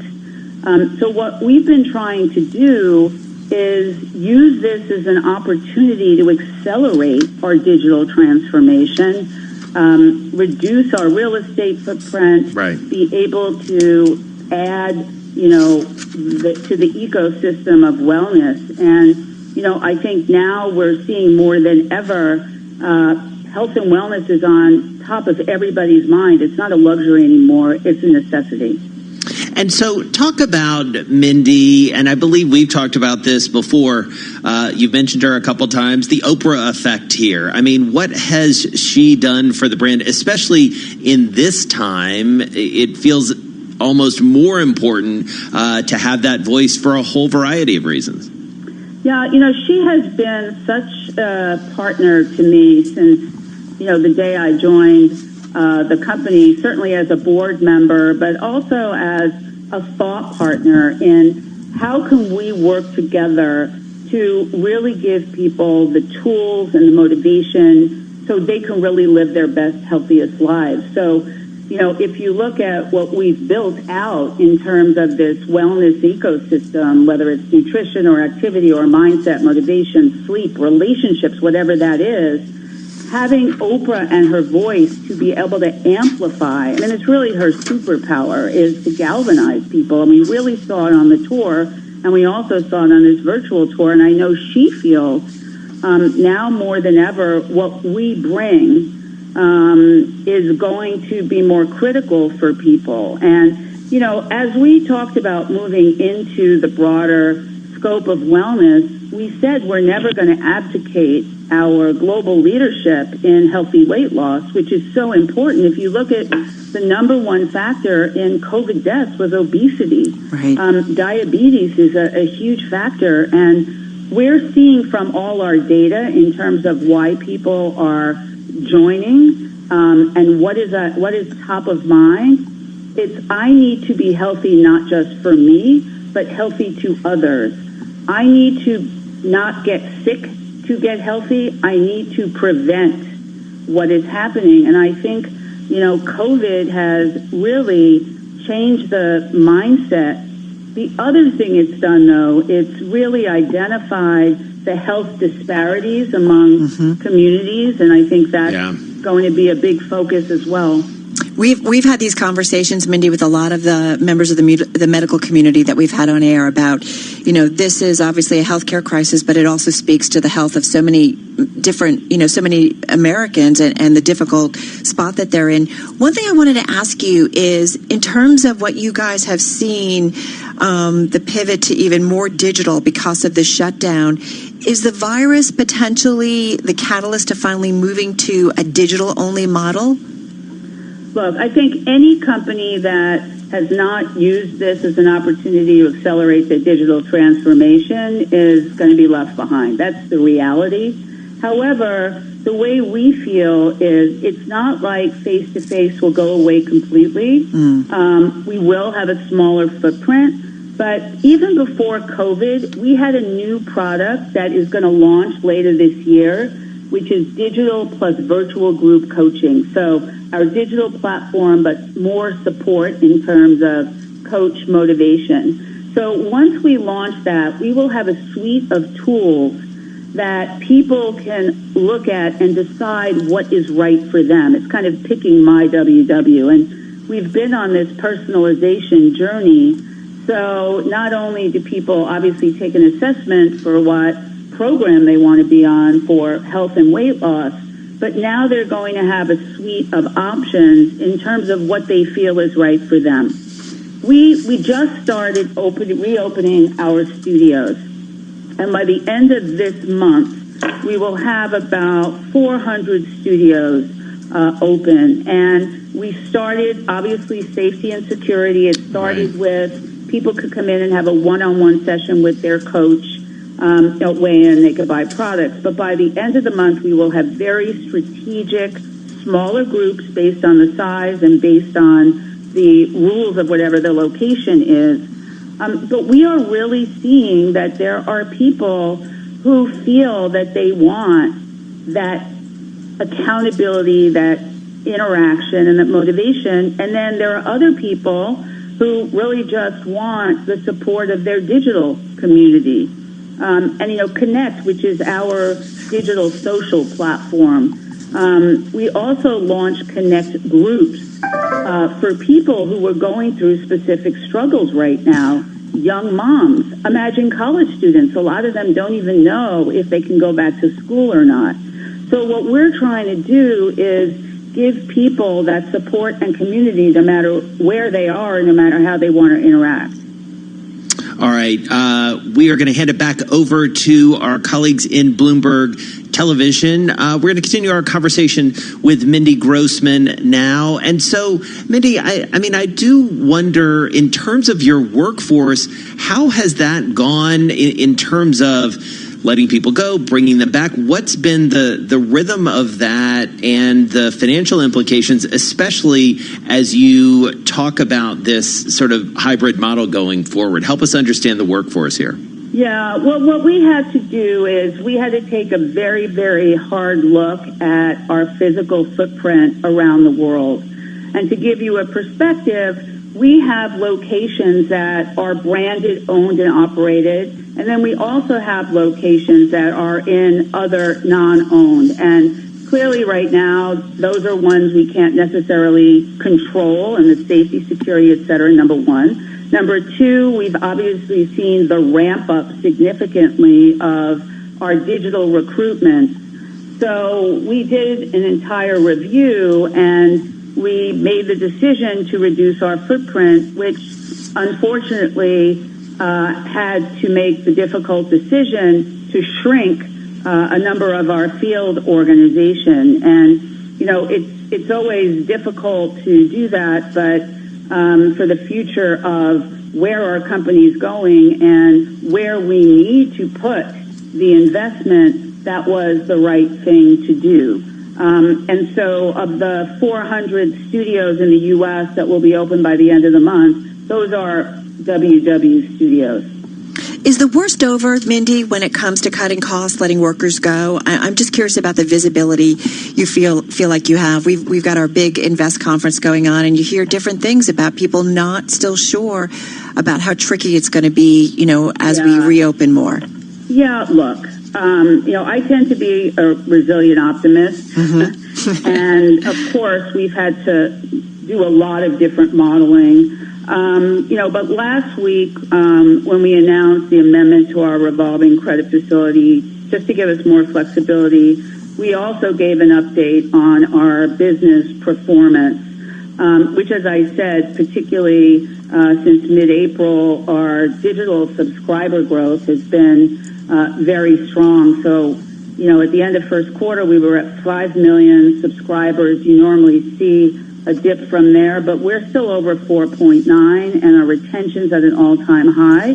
So it's not like we're not being cautious. We did do an expense reduction of about $100 million to make sure that, we had contingencies and we were going to have the right liquidity. But there's still uncertainty. There's uncertainty if we have a big spike. So I think our focus is doing all the right things for the business, to continue to focus on our virtual workshops and digital recruitment, but more important, really being more of a necessity for people right now. Right. As this is on top of their mind. And, just since COVID, and obviously these were in the plan, we launched hydration tracking, sleep tracking, live content within our app across our verticals. We integrated Fit On, which is video fitness. We now have a full suite of video fitness classes, an extensive suite in addition to audio fitness and Headspace. So really, what we've also done is we did a massive pivot around all our content. Right. Because, again, we have almost 5 million people on our app tracking. And I could tell you on a week-to-week basis the different things that people are eating and how it's been working out, right. But also what they're talking about. Well, that's I think that's really important, and you have to have the relevant content for them. Well, that's so true, and it's really fascinating that you are constantly, and it makes sense, tracking it to see what people want. You have to, right? What consumer changes are you seeing? Because we really feel like there's been some shifts in maybe what consumers want overall, how they're doing things as they've been stuck home. Yeah. So I think at a very high level, as I said earlier, this idea of, wellness going from being a luxury to a necessity and people really taking, evaluation of themselves and their life. And I think there's going to be a real reappraisal of how people live, how they work, how they spend, and what they value. And I think that's going to be really important. The other thing that we see is it used to be, people wanted to fix something when it was broken, right? I get sick, I need something to help me get well. I think now it's, I want to be well so I don't get sick. And that's a big mindset change. People, you don't want to be vulnerable. The other thing we're seeing is, I think the mental stress that this has really created for people, that's not going away overnight. So, mental health and a lot of content in that area, I think, is really going to be important.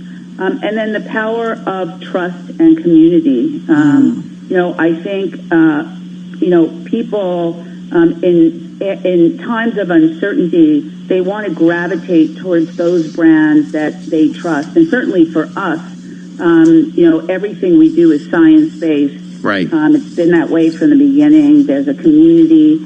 And so our entire organization has really been very focused on serving versus selling, really.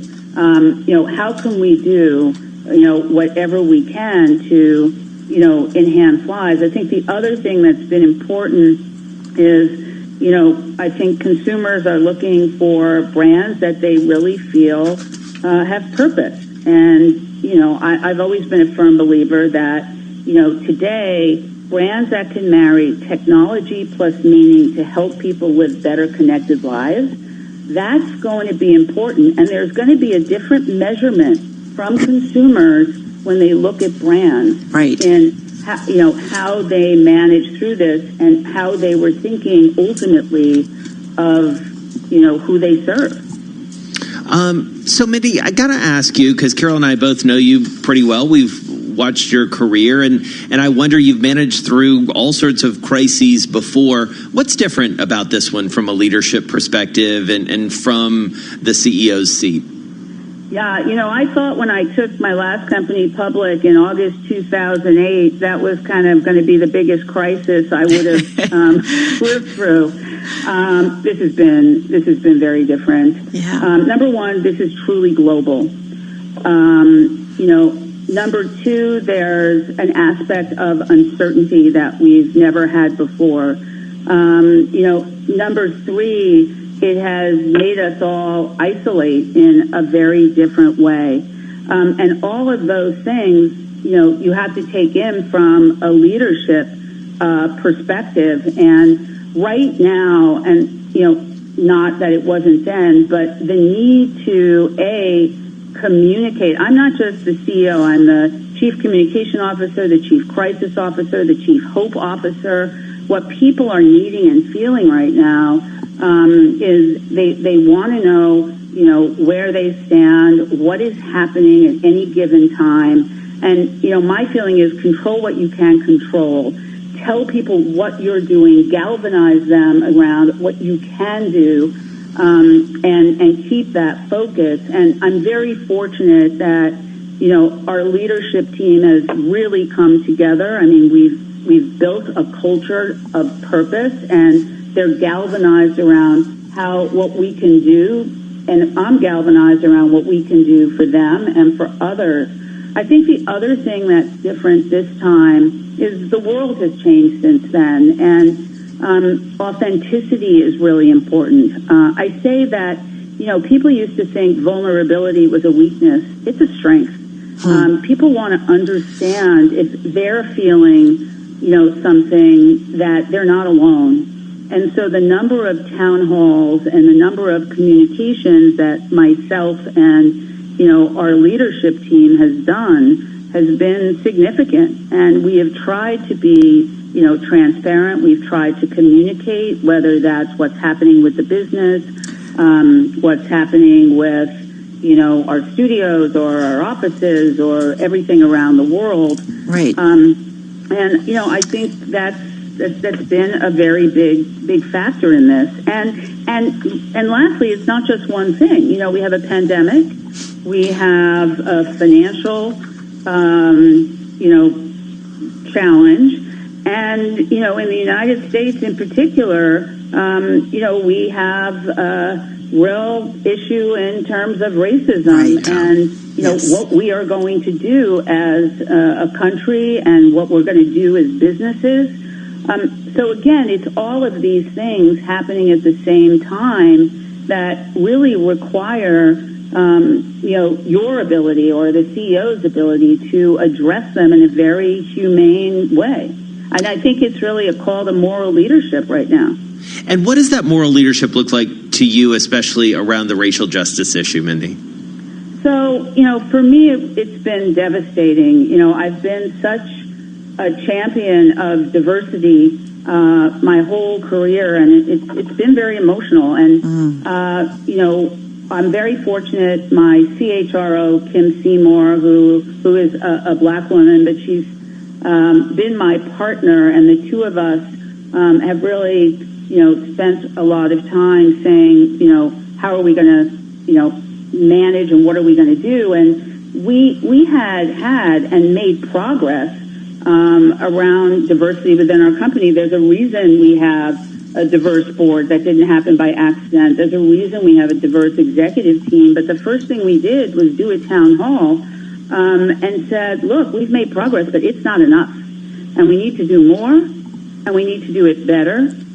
And we're going to listen to all our black colleagues. We're going to listen, and within a matter of days, we're going to come back and we're going to let you know the actions we're taking. Because what's really important right now is not just statement. It's statement and measurable action and accountability. We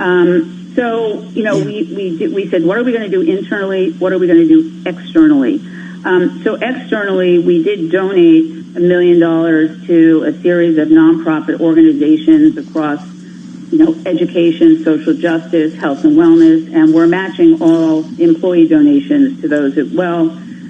We've already hired a head of inclusive leadership. We said we would, and we already have. Right. So we know that there's someone across the organization. Right. We're establishing a Black advisory group. We're spotlighting Black-owned businesses on our WW Shop. Black Employee Development Program, requiring diversity hiring, and even to address this issue of disparity, just like we have an academic advisory board. And Mindy, I'm so sorry to cut you off. We have to go. We're going to continue this conversation down the line. We love catching up with you, Mindy Grossman, CEO of WW International. Let's get to Ed Baxter in San Francisco. He's got headlines.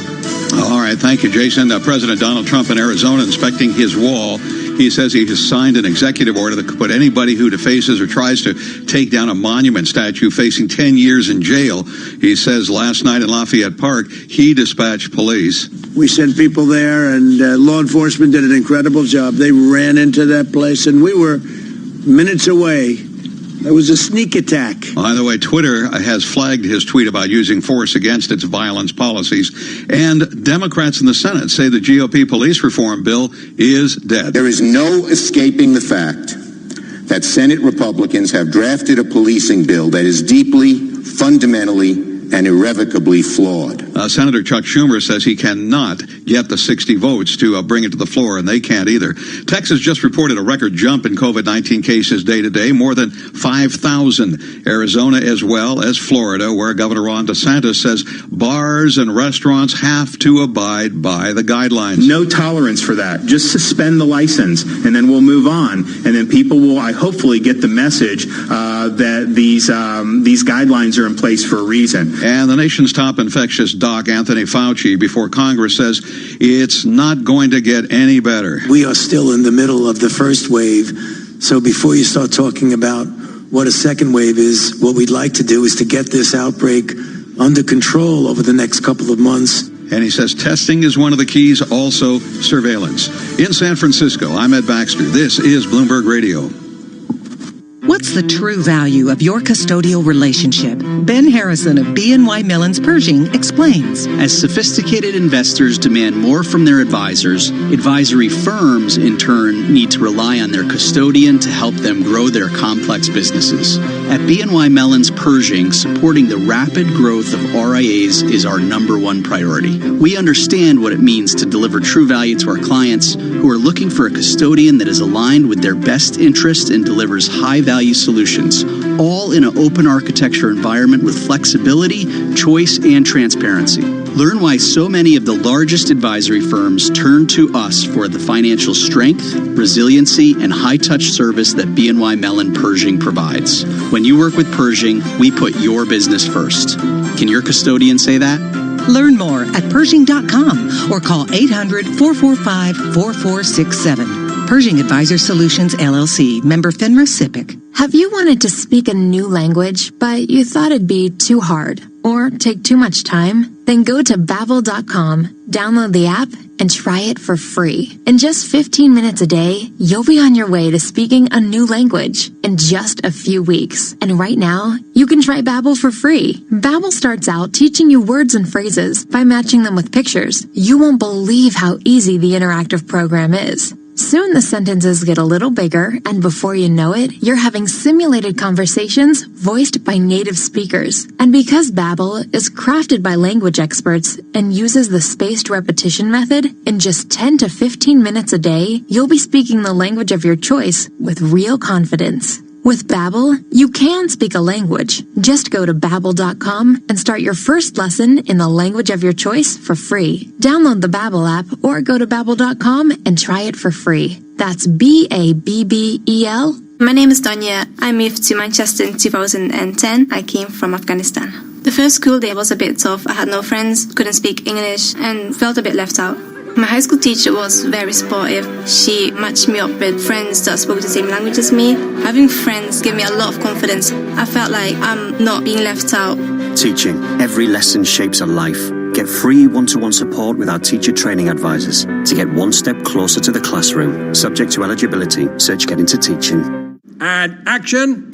I was offered one. Cut. That's not on the script. I was offered one. Get it. Ladies and gentlemen, I was offered one. Come, boy. I was offered one. Don't take our word for it. 9 out of 10 people said they were offered a great value deal with O2. Get yours today, in-store, online, or by phone. I was offered one too. O2 Retail Exit Survey 309 of 348 agreed with the statement. O2 offered me a great value deal. For full verification, see o2.co.uk/terms. At Honda, we believe in our ears. Listening can help solve some of life's biggest conundrums. For example, if a car breaks down and there's no one around to hear it, does it make a sound? The answer is yes. The new Jazz Hybrid will pinpoint your location automatically and send for help at the tap of a button. And with its personal assistant, you can find the answers to other conundrums like, where is a good vegan gluten-free pizza place with free parking? The new Honda Jazz. Hybrid and connected. Honda. The power of dreams. Connectivity subscription available in selected grades. When you're buying tech online and you want to make sure you get exactly what you need, would you rather talk to a machine? Or to someone called Mac, or Jack, or Miguel, or Haley, or one of our other tech experts on Shop Live, Curry's PC World's online video call experience? Hey, it's Ali. Can I give you a hand? Isn't it nice to get expert advice from another human being before you buy? They're just a click away. Curry's PC World. Talk Talk to our tech experts online with Shop Live. It could be a first-timer or a long-timer or a once-in-a-whiler. It could be a little or a lot. It could be the ticket on your fridge magnet. It could be someone with your first name and last and middle. It could be you. This Wednesday's Lotto jackpot is over £12 million, and it must be won. Or thousands of you will win a share of the jackpot. Play online or on the app. Lotto from the National Lottery. Your numbers make amazing happen. Estimated jackpot. Rules and procedures apply. Players must be 16 or over. When the world stopped, people in our local communities didn't. At the Co-op, we want to say thank you to all the local heroes. Daksha wanted to help the NHS, so she and her husband Parish cooked 50 meals for a hospital in Harrow. But they didn't stop there. They've set up the Community Response Kitchen, delivering to hospitals, schools and homeless shelters across London. Now they're delivering between 1,000 and 3,000 meals every day, and they've achieved all this with no funding, just the support of local businesses and local people. To Daksha and Paresh and all the local heroes that keep our communities going, the Co-op says thank you. Stay close to College Hoops Conversation with College Basketball Talk podcast from NBC Sports. Join Rob Dowster and Bobby Reagan for weekly recaps of what's happening in every conference. Nostalgic flashbacks to classic games. And big picture discussions of the future of the sport. Always knew was a legend, and you always knew was one of the great coaches because everyone always told you how great this coach was. But he never really reached point of either. Search College Basketball Talk on TuneIn to listen. You love TuneIn for live breaking news from CNN, MSNBC, Fox, CNBC, and more. But when you can't catch your favorite show as it airs, it might just be a click away as a podcast. Search your favorite news station to explore all the on-demand news shows on TuneIn. 24 hours a day at Bloomberg.com, the Bloomberg Business app, and on Quick Take by Bloomberg. This is a Bloomberg Business Flash. From Bloomberg World Headquarters, I'm Charlie Pellet. Number of headlines from the Bloomberg Professional Service. California, Texas, Arizona, all reporting their biggest daily jumps in coronavirus cases. Florida's infection rate climbing above 10%. Governor Greg Abbott in Texas says his state's virus cases have jumped by a record of more than 5,000. Also, Dell is exploring options for its VMware stake, including a spinoff. This, according to Dow Jones. Shares are surging on that report. Dell up now by more than 20%. It was an up day for the Dow, the S&P, and NASDAQ. Stocks advanced for a second day, but faded into the close as concern mounted that a spike in virus cases in some states could curtail economic activity. S&P 500 index up 13, up 0.4%. The Dow up 131, up 0.5. NASDAQ up 74. That was a gain of 0.7%. 10-year down 132nd with a yield of 0.71%. Gold up 0.9, 17.16 the ounce, 17.69 the ounce, I should say, on gold. And West Texas Intermediate crude down 1.2%, 40.24 a barrel. Again, recapping here, stocks higher, gold now at 17.69 the ounce. I'm Charlie Pellet. That is a Bloomberg Business Flash. All right, Charlie, thank you so much. You are listening to Bloomberg Business Week. Jason Kelly, Carol Mass here with you on a Tuesday afternoon. So last night, if you happen to look at the headlines or look at your Bloomberg terminal, Carol, you would have seen a lot of back and forth, a lot of market reaction to some comments that Peter Navarro made that then he had to walk back, and the president himself had to sort of tweet walk it back. Watching all of that alongside us was Josh Wingrove. He is, of course, White House correspondent for Bloomberg. He joins us on the phone. So, Josh, walk us through a little bit of what happened, but maybe more importantly, where are we when it comes to U.S.-China trade? Yeah, I mean, look, I think people overread what Navarro said. That's my, top line. It was like watching a little bit of a slow-motion train wreck last night as this all rolled out. He was kind of in this back and forth, the challenges we all have. I don't know whether this is a Zoom call problem where there's a delay or something. Right. But the question was broad. It was given everything that happened, he wanted to hang on to this trade deal, make good promises, there had been progress made. The question was, is that over? It kind of implied as if, is the sort of momentum over as opposed to the trade deal itself dead? And people read it, door number two, and very fairly, I get why they said it. But I think that there's credibility when the White House said, no, we didn't mean that. And I also think it's credible to say that if this trade deal was to fall apart, we wouldn't hear it from Peter Navarro in a Fox News interview. We heard it from one and only, Donald Trump. So that was, what was moving markets one way or another. But it doesn't change the fact that we do still have so many questions about this. Both sides are at least paying lip service to the notion that they're staying the course on this trade deal. But I think the president will be watching those agriculture purchases closely. And the question will be, is he okay with them not being all that great right now? Can he chalk it up to the virus and just sort of swallow it and move on? Or is he going to, have an issue with it? Yeah, I mean, it's just interesting, Josh. It sounds like a major, I guess, oops, as you said. But I do feel like, trade, it's hard to know, especially against John Bolton's book. Like, you just do wonder, what might the president be telling the Chinese behind closed doors again versus, he's on the campaign trail again and thinking about his constituents and what they want to hear when it comes to U.S.-China trade. Yeah, I mean, it's a great point. I think one of the takeaways from the book, one of the things they've done to sort of explain away some of the revelations by Bolton was saying, look, the president likes to surround himself with people that sometimes disagree with him. That includes Bolton, who they've accused of being a warmonger, certainly a hawk, and that the president has, been at odds with. This is part of the reason he was punted out of that position. Now, I think that this is relevant because Peter Navarro plays that kind of role also. When the president is talking about China, Navarro is often one of, if not the China hawk in the room. So I do think, I'm trying to, I guess, explain the landscape for this statement. Was Navarro announcing the end of the trade deal? No. But is Navarro in the president's ear saying that China is being let off the hook or we need to do more on China? Yes. Possibly. So is, I should add, a lot of that Fox News ecosystem that the president, consumes on a daily basis. Yeah. Yeah, and so I guess as you synthesize everything, and what a week it's been already, and it is Tuesday, Lemon, Carol. Yeah. I know. Nuts. Josh, how does this figure into the various narratives that you and the team are constantly trying to keep track of? Does China now sort of come to the fore, or did it come to the fore and now it's back? Put it in context for us.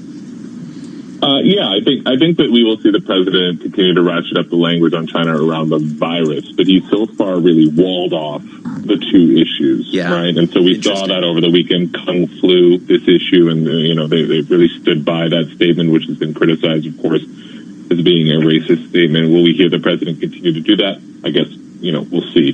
But it's hard to, frankly, to get answers right now out of this White House about the trade deal. It's hard to know which way they think the wind is blowing on it, but the president has been guiding a lot of his moves by what he thinks the market will do, right? When markets are up, he loves to talk about it.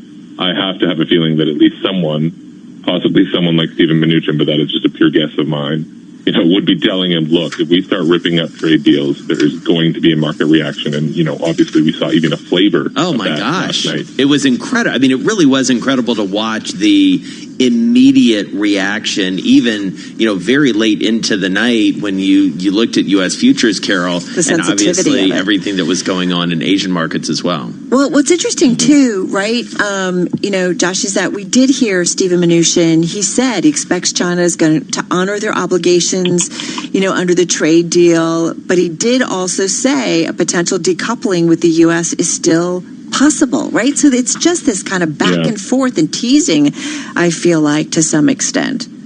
Yeah, and that was the president who sort of put that back on the table after Bob Lighthizer took it off the table, saying there's no realistic way to really decouple the world's two largest economies. Like, look, cracking down on China, quote unquote, is a political winner in the U.S. And you've got a president who is down 8, 10, something in their points nationally 4 or 5 months out of an election. So I think we can expect him to do things that are political winners, particularly if they align pretty heavily with his base. Bashing on China does that. He's deeply, he has a sense of unfairness over what has happened in China's economic growth over the last 20 years. He thinks that America has got the short end of the stick.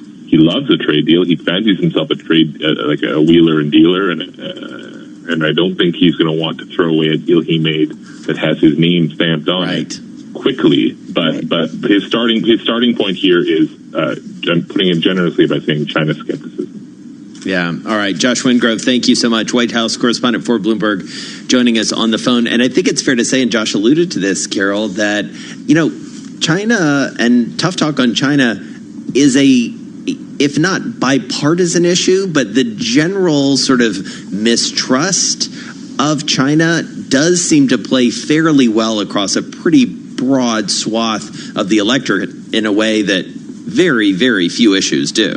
Right. But as we all know, too, and I think of our conversations with Andy Brown, I mean, withdrawing from kind of the global conversation, of course, leaves a huge hole by the United States, and China is increasingly filling that hole. Yeah. So I do think it's this incredible balance. Yeah. All right. Well, for those of you listening in New York and San Francisco, watching on YouTube, Bloomberg Business Week continues right here. We're going to talk with a leading doctor about how to deal with the pandemic in the meantime and how healthcare may look on the other side. We're also going to catch up with the CEO of Akamai. If you're listening on Bloomberg 99.1 in D.C., sound on with Kevin Cirilli.